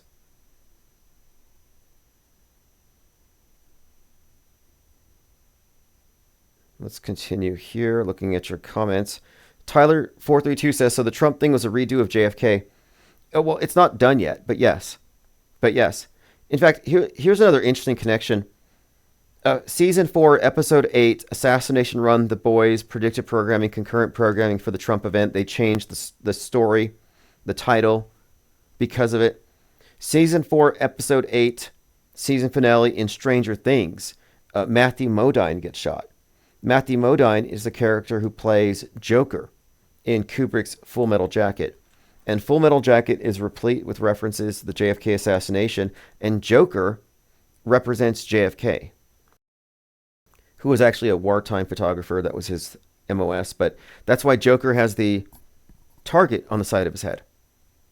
And when I was studying these connections, and I saw the Matthew Modine Season 4, Episode 8, again, 4884 are always consistently connected with this very scenario. I thought, wait a minute here. Matthew Modine, Joker, 4-8. This is a interesting Trump connection. And the target on the side of the head made me think that Trump's 45 would be where he shot. And then you had Robert Crimo shooting up the 4-7 parade, July 4th, and he has 47 tattooed on the side of his head. He has 47 on his car. And he's the sniper who has Lee Harvey Oswald on his wall. And he spends his time going to Trump rallies. So you're telling me that this guy goes to Trump rallies, he's obsessed with Oswald, and he has a 47 tattooed right where Trump puts the 47 on his own hat. So these connections were I said back then, and this is the summer of 2022, I said Lee Harvey Oswald is on the world stage. I have an entire article about the emergence of Oswald. Interestingly enough, Brock Purdy, which sounds like Barack, Brock Purdy, who was the quarterback at the last Super Bowl, he was compared to Lee Harvey Oswald. Leading up to the Super Bowl, someone said to him, what do you think about the fact that you look exactly like Lee Harvey Oswald? So what does that mean? Well, I think the connection has to do with Super Bowl 55 and Abel, the weekend, and the head wound scenario. And the quarterback, Brock Purdy. There's so many connections here. I don't want to get too deep into it, but let me just bring this up to show you what I'm talking about. There was a lot of Oswald being introduced onto the world stage leading up to this Trump thing. Side pictures of you and Lee Harvey Oswald circling around the internet right now. People think you two look alike. Did you ever? What do you think about images of you and Lee Harvey Oswald circulating around the internet? They're asking him to his face, what do you think about the fact that you look like Oswald? I mean, he's lucky he doesn't look like Ted Bundy. What an awkward question. Yeah. Right. Just a prop.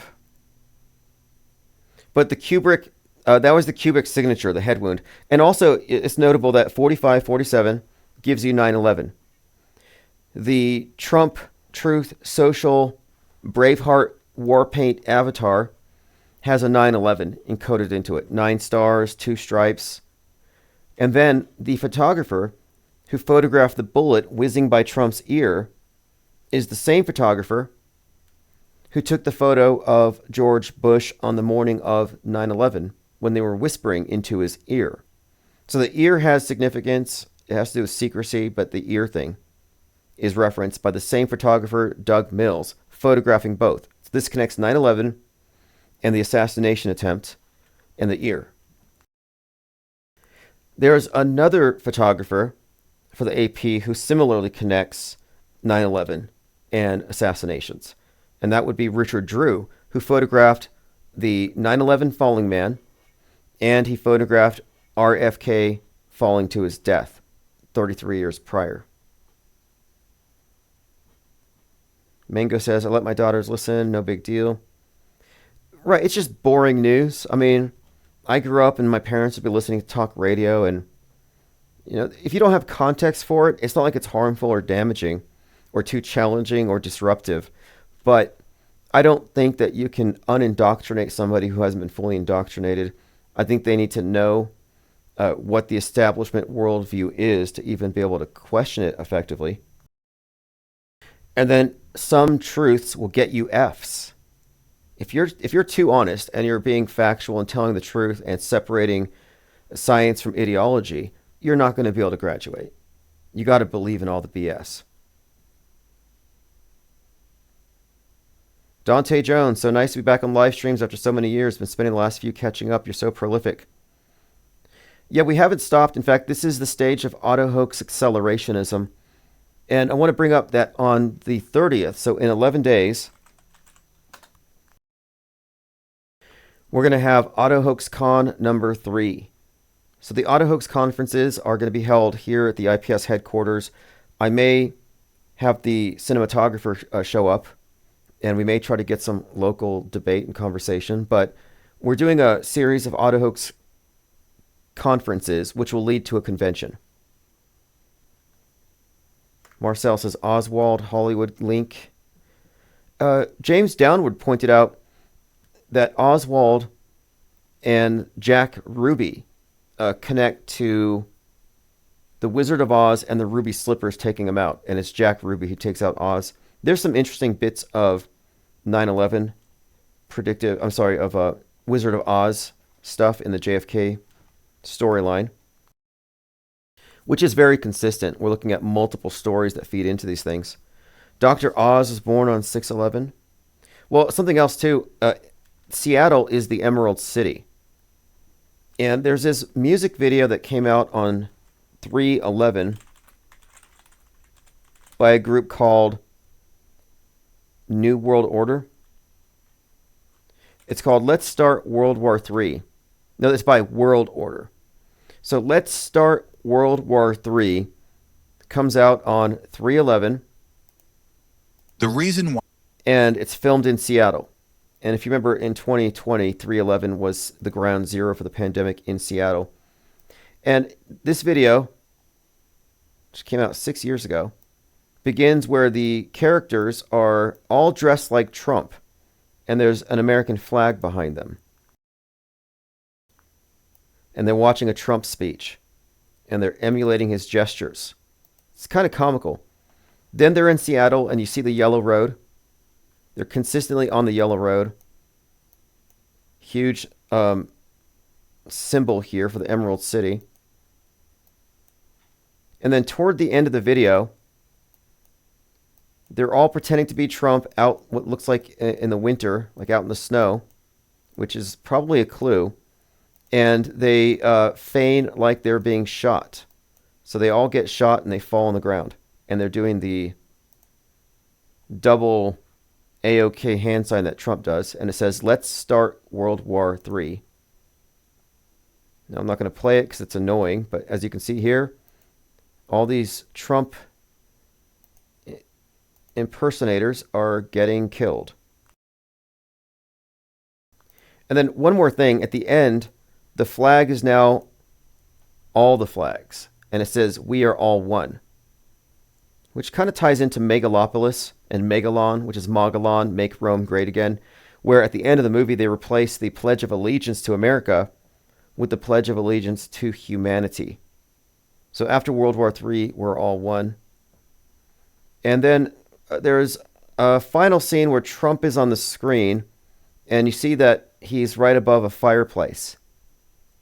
Now, I think that's significant because Donald Trump was just hanging out with Joe Biden the other day, and they're shaking hands and talking in front of a very loud crackling fire.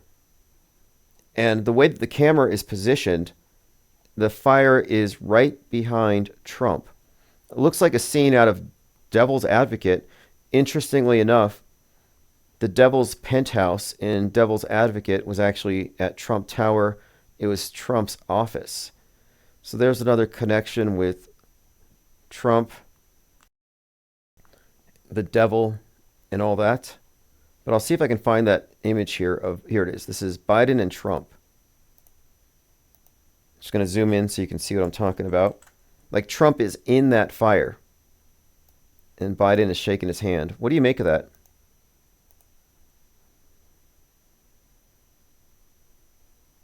Okay, let's see here. Neat Chip says, Neat Chiops. Will 311 do a song called World Order? Well, if you talk about the band 311, they're very heavily represented in the predictive programming for Seattle, for the nuke and, I guess, the pandemic.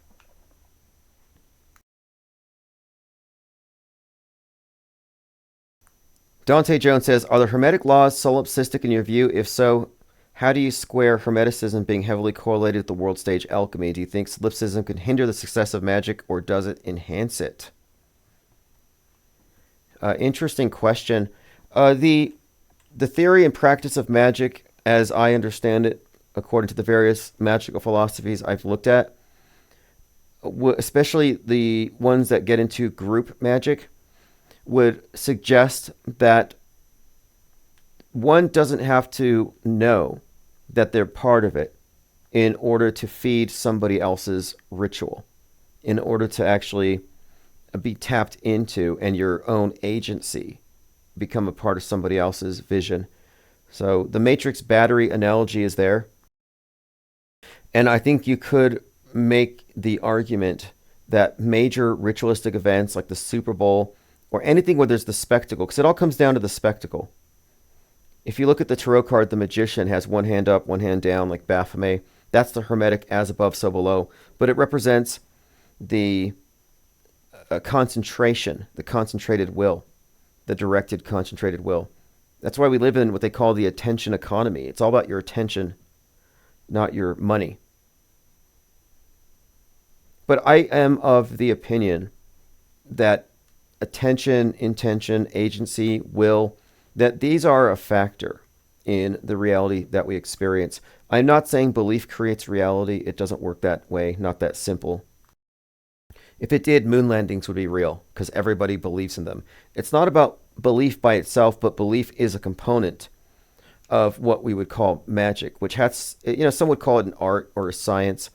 But the idea here is that we are causal agents in what happens next, moment to moment, minus the supposition that everything that follows necessarily has to be logically based on what predicated it, but that we're actually confronting a field of possibilities, and that the more remote possibilities can be accessed through the direct intervention of the human will.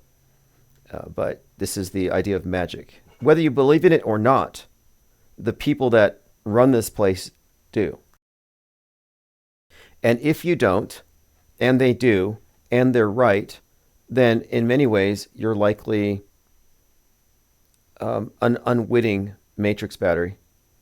And I have a book here that in particular talks about, it's actually called, it's by Daniel Craig, it's called Modern Sex Magic. And it talks about group events where the people who are in these things don't know what the hell the symbols are, but they're in a closed circle where anything that goes on in this time and space is going to feed the will of the officiant, the priest, the priestess. I have a lot of research, a lot of literature that I've been going through trying to understand where magic and media intersect and what it might actually be. And, we should probably talk about this. Maybe at the next AutoHooksCon or something. But I do think matter, it could be argued, is a substrate of mind. I think that's clear. I think matter is a substrate of mind, and we're not supposed to know this. But, and I was listening to an atheist debate today. It was Jordan Peterson and some atheist. And they were just talking about how there's no way you can systematically test the existence of the supernatural. And I don't think they're looking in the right places. I mean, there are entire organizations dedicated to treating magic as a science, as a practice of determining where one's influence can be observed. And synchronicity, like as defined by Carl Jung, the phenomenon would suggest that there is some kind of a cybernetic connection, a feedback loop, an interaction between the individual and the macrocosm. But it doesn't just happen automatically. There's a process, and the process involves trance, hypnosis, bypassing what the chaos magicians call the psychic censor. How do you get past that? Sigils, symbols, speaking directly to the subconscious. Leo Pyre says, Jordan Peterson is peak-controlled op targeting the 20s age group. Never trust Canadians. Just joking. Maybe not all. Yeah, he's interesting. But one of the things that I'm constantly noting is that if you're still in the box, which contains all the presuppositions of the world stage model, you're never going to have the right answers. You might have some great observations, maybe some great heuristics and great arguments, but you're still going to be wrong. Like there are so many atheists out there who have in fact replaced traditional religion with the modern syncretic blend of science fiction and mystery Babylon. The Nasatologists out there.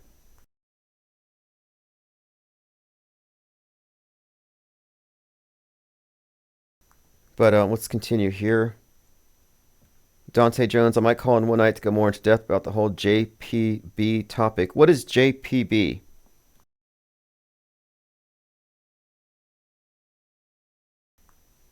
Yeah, Trojan horses, Leo Pirate. Sigil magic is the idea of compressing or encoding images to bypass the psychic censor. And the idea is that we have a governor or a constraint on our ability to act as co-creative agents, that we're not always in full, I guess, in touch with this. This is our latent, like intuition, for example. Like if you think about it, most people you know, and likely you, have experienced intuition, maybe precognition, maybe telepathy, but these things don't exist. And this is what I mean about the world stage box, the simulation that we're in. If you go by the establishment worldview, these are all instances of apophenia, of pareidolia, mental illness, or cope, because you're an over-evolved ape with a big ego confronting death. So this is your defense mechanism, trying to pretend like things have meaning. So the dominant paradigm doesn't even include in it that meaning is a thing, or that we have souls. And I take the opposite view, and I'm not trying to be contrarian, but I am of the opinion that everything is intrinsically meaningful, and that the universe isn't this static array of objects floating in space, eventually going to stop. But I don't think the universe even exists until the moment that we experience it. And so I can't say that with any authority. I'm not a scientist, I'm not a physicist, but that's just my opinion. And it's the only way I can explain the interaction, or the seeming interactions between the self and events as they unfold, based upon what the individual, in this case me, according to my thoughts or my focus. And I have numerous examples of just bizarre coincidences that are just too layered. And like I could point one out in particular. I have a book over here where the opening scene, page 1, has multiple points specifically relating to something that happened to me. And I'm reading this book that I picked up at a used bookstore on the 2-year anniversary of that specific incident. And so I thought, that's really strange. 2 years ago, today, this happened. And there are multiple points I can check on where it was the timing of the book and the coincidences within it. And so that might not be a hugely significant one, but it's just one minor example of, like, what you ask, what are the odds? Well, it's not really that kind of a question, but I think it's something else. And I think that something else is that the information itself, meanings, recollections, memories associated with dates, that the information itself is a factor in what happens, like whatever you're focusing on. For example, opening books, and this is one of the first types of synchronicities I used to come across quite often, is I would open up a random quote-unquote book exactly to a passage with the exact information that I would need, like that kind of thing. And I've read of others encountering the same type of phenomenon, Colin Wilson, even David Icke, but it made me think that the information itself is some kind of it has some kind of an attraction to it that relates to what is in your head, what is in your mind, your imagination.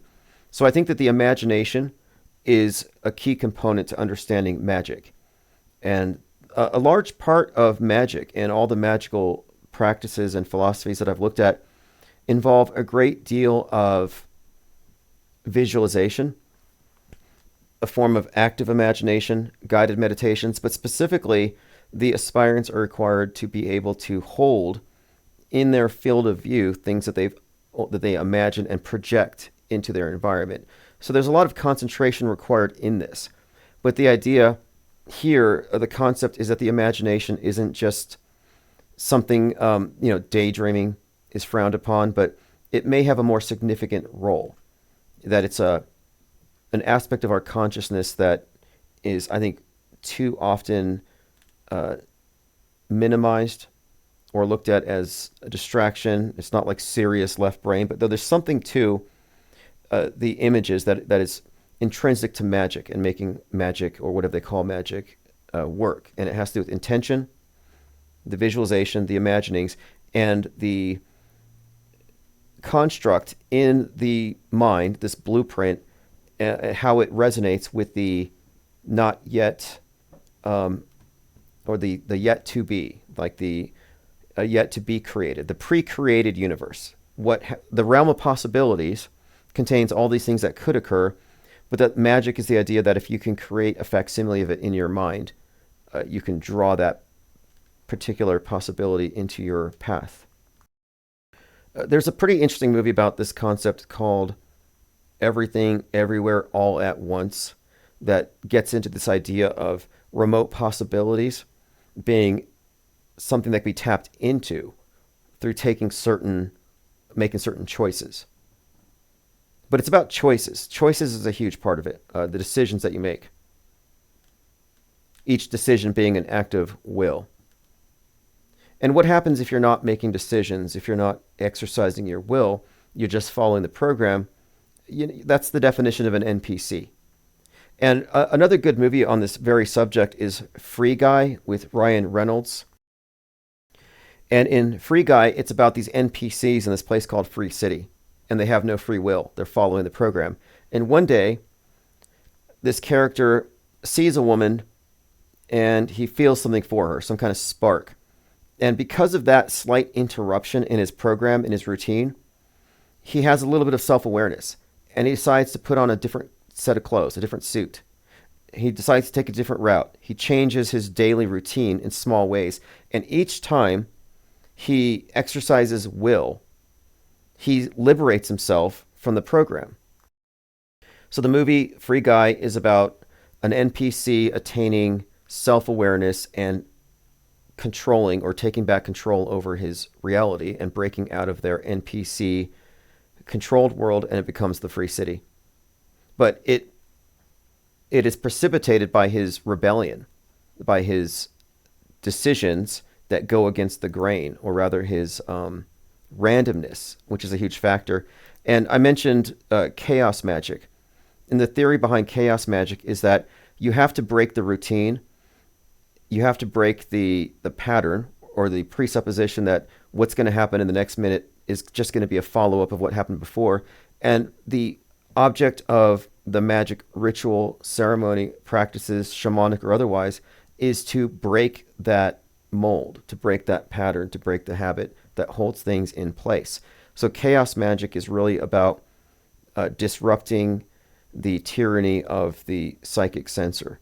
And magical ritual in general is pretty much based on that idea.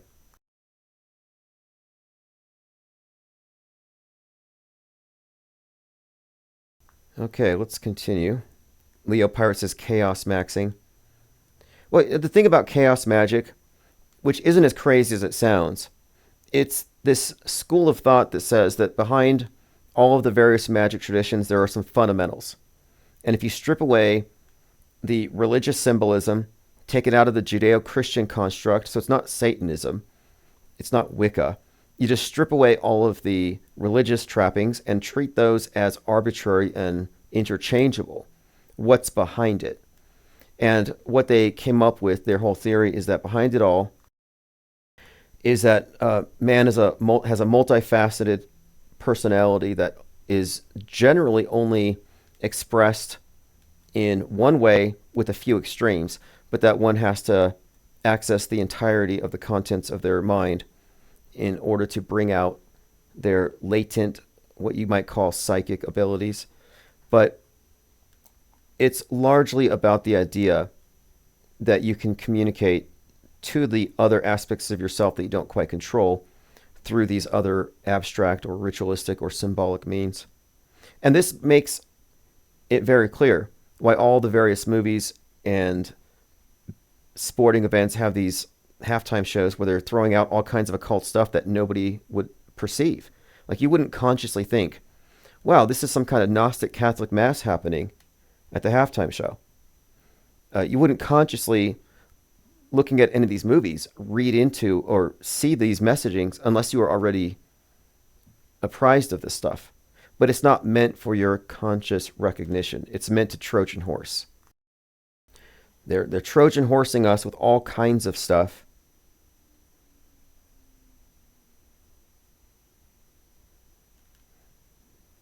Okay, let me go ahead and continue going through your comments.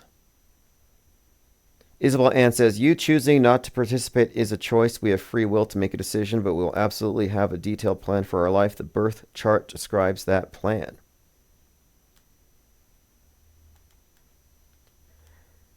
Well, was it J.P. Morgan said, millionaires don't use astrology, but billionaires do? And that's certainly the case. They use astrology, they use astrotheology. Look at the timings. Like JL called in earlier today, and one thing he's consistently picked up on is the significance of the birth dates. I mean, we were talking about John Hinckley Jr., Reagan's shooter. So Reagan's shooter, who has all these connections to Taxi Driver and Joker and De Niro, who has all kinds of connections in predictive programming to the Trump head wound. But John Hinckley Jr.'s birthday is 5/29, which is JFK's birthday. So you got that connection. And there's more to it as well. But the significance of the dates is all astrology. And now it doesn't necessarily mean that these individuals are born on these days or die on these days, but their scripted character do have these very precise intro and exit points. But I'm studying these various areas because I don't have all the information.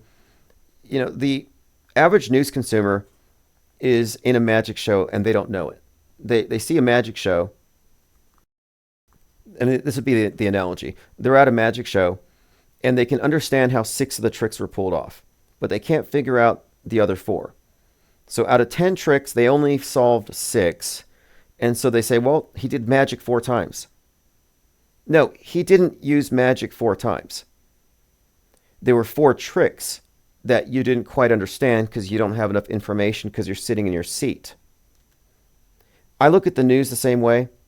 I look at all this stuff the same way, that just because I don't know how it all works doesn't mean I have to default to the interpretation that it's meaningless, it's nothing, or it is as they say. So I don't know why these various psyops are just rife with occult symbolism, and their timing is always consistent with various occult calendars and dates, but it is what they do. 1-900 Shed Dog says, have you looked into the plot of the video game series Persona? Well-regarded series, interesting premise. I'll take a look. Okay, here we go. Persona, role-playing video games. Core features, a group of students and a silent protagonist. What are we looking at here? I'll take a look. I'll take a look here. Because we do live in what you could consider to be a live-action role-playing game, or a LARP. This is the LARP world order. God is Bored said, I asked AI why there's so much symbolism in movies, and it said it was the tip of the hat to the masonry, honoring it and nothing else. Yeah, various interpretations. Some are like, oh, they're mocking us. They're just throwing their signs. The other interpretation is that they're involving us at a subconscious level in something else. So there's the propaganda aspect, where these movies are used, and movies, video games, and books, they are used to feed us with narratives, ideas, to form our opinions in advance, to propagate ideas through a form of advertisement surreptitiously inserted into entertainment. So there's the propaganda aspect, influencing your emotions, influencing your thoughts. So it's mental, it's emotional. But then there's the metaphysical aspect, which we've just started kind of talking about tonight. We talked about it a bit yesterday. And I don't have enough information to be 100% conclusive, but the more I research, the more I find it to be very consistent. And I made a prediction about the next Super Bowl with Kendrick Lamar. And my prediction is that it's going to be representative of the Gnostic Catholic Mass, where there's going to be some kind of a goddess representative in red, and then the Christ representative in white, just like Rihanna in red, the male dancers in white, and Alicia Keys in red, Usher in white with the Phoenix, and now Kendrick Lamar will be at the next one, and he's consistently represented himself as a Christ crown of thorns, and he did a video music award performance where the women were all dressed in red, covered in blood, which they smeared on him as he's dressed in white, wearing a crown of thorns. So I fully expect that this is going to be a repeated pattern with the next Super Bowl, and we'll see. And I did a quick search for Kendrick Lamar and the video where he accepted getting the gig for the Super Bowl. And interestingly enough, if you look it up, the very first picture of him in this video, he's posing in front of a giant flag where he's only in front of the red and white. You don't even see the blue. So again, this is going to be a consistent thing. But I'm trying to identify, as maybe an anthropologist would, the real religion and the meaning of the ceremonies that we're actually seeing.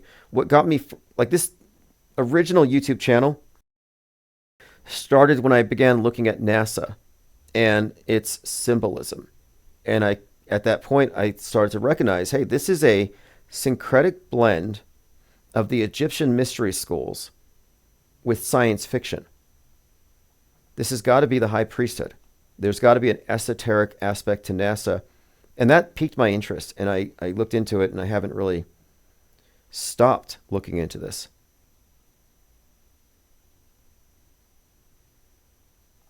Isabel Ann says, the cult plans according to the astrology because they understand how the realm works. They aren't more powerful, but they own the energy. Yeah, there's certainly a group that knows how it works. At one point I considered maybe the occult stuff is a red herring so that we don't notice the fakery. And it leads to synchromystics misinterpreting things. So I'm also open to the possibility that the occult stuff could simply be distraction, or at least I was.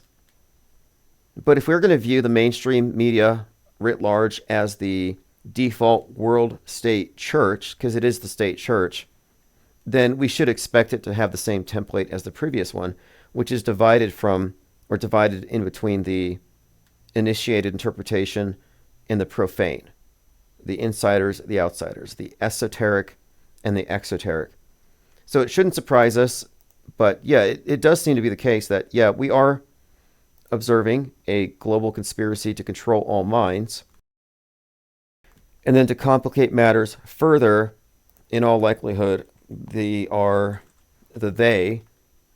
do consist of largely witches and warlocks. Unless you have a better explanation. That's our working model at the present. And whether or not you believe in magic, it's just a broad term. And at its most basic, you would consider propaganda, psychological operations to be lesser magic, mental manipulation, emotional manipulation. Higher magic is where you get into the idea that you can somehow communicate with the universe, with the celestial, with the energies of the universe, and somehow become a conduit for it and take control over the material realm. And is that happening? I don't like to underestimate anything. And I look at the totalitarian control. I look at the lockstep uniformity of the lemmings en masse, the billions of minds who are totally subjective. And it's hard for me to think that the quote bad guys haven't already won. Like I say, resistance is futile because the public is in no position to think their way out of this collectively. Conquerors write the history, and those who control the present, and they do through fake news, control the future and the past. So I think we have a pretty good grasp of what's going on. So the most sensible thing to do now is to become increasingly informed and less reactive. Because you can react. If you reacted to everything right now, you would be in a bunker. You'd be preparing for World War III. You'd be buying ammunition. You'd be terrified. You'd be running off the grid. And that's a fear response out of ignorance, and it is also an indication of how powerful this programming is, where they get people feeling so insecure that they're ready to go into their own home FEMA camps. Leo Pirate says hypnosis, mesmerism, ceremonial magic, witchcraft, all very sophisticated forms of lying. Well, okay, lying in the mundane sense, like words. And then, of course, today the more powerful lies are the visual lies, where people cannot see a lie. They can't discern it as easily as they can discern it if you're lying through your words. So most of what you get on the screen gets a pass. But then there's the next part, the next stage of it, the lying where we're talking about creative reinterpretations of reality through the spoken word, the spell that is cast, the broadcast visions. And that's what I'm interested in as well. I don't fall into the trap of magical thinking or The Secret, or people create reality with their beliefs. Like it's really not that simple, but there is a core of truth to it. And it's been occulted. It's been, I think, purposefully flooded with misinformation. But in the last year, I've put a lot of research into this, and I'm going to consolidate it at some point, and we'll discuss what we're possibly looking at here. You know, and as it is with predictive programming, if you say predictive programming is not real, you're not paying attention, and you're not aware. You don't have the situational awareness. And if you can hand wave away or dismiss all the occultic stuff, you're exoteric. You got the wool over your head. Lucid Stream says, no, we're infinite. I don't think we'd be conquered. This human experience is a convincing illusion. Well, I would also say, though, that the beginning of wisdom is to call things by their right names. And if we don't call the elite, the programmers, the programmed, the programmed, the conquered, we're not going to navigate our way out of this. And so I'm just being honest. You can't say that they haven't been cowed. Look at 2020. Look at the people covering themselves up in trash bags and raiding toilet paper and snitching on their neighbors. No, we're totally under control. Everything's under control. Okay, this is Auto Hoax, or GTFO, by Chief Crow. Thanks for joining, everyone. I will send out archives after this. And in the next day or two, likely tomorrow, we're going to have a live voice chat, a group voice chat in Discord. So if you get on the list, you'll get the link. So you don't want to miss it. That's going to be another episode of the IPS Deep Think Tank. That's going to be, in all likelihood, tomorrow. And on Saturday, November the 30th, we're going to have the Auto Hoax Con number 3. So if you want to be involved, just contact me at infiniteplainsociety@gmail.com or at Gilded. And if you want to participate in any way, let me know. That's going to be for the 30th. So thanks again, and we'll see you all tomorrow.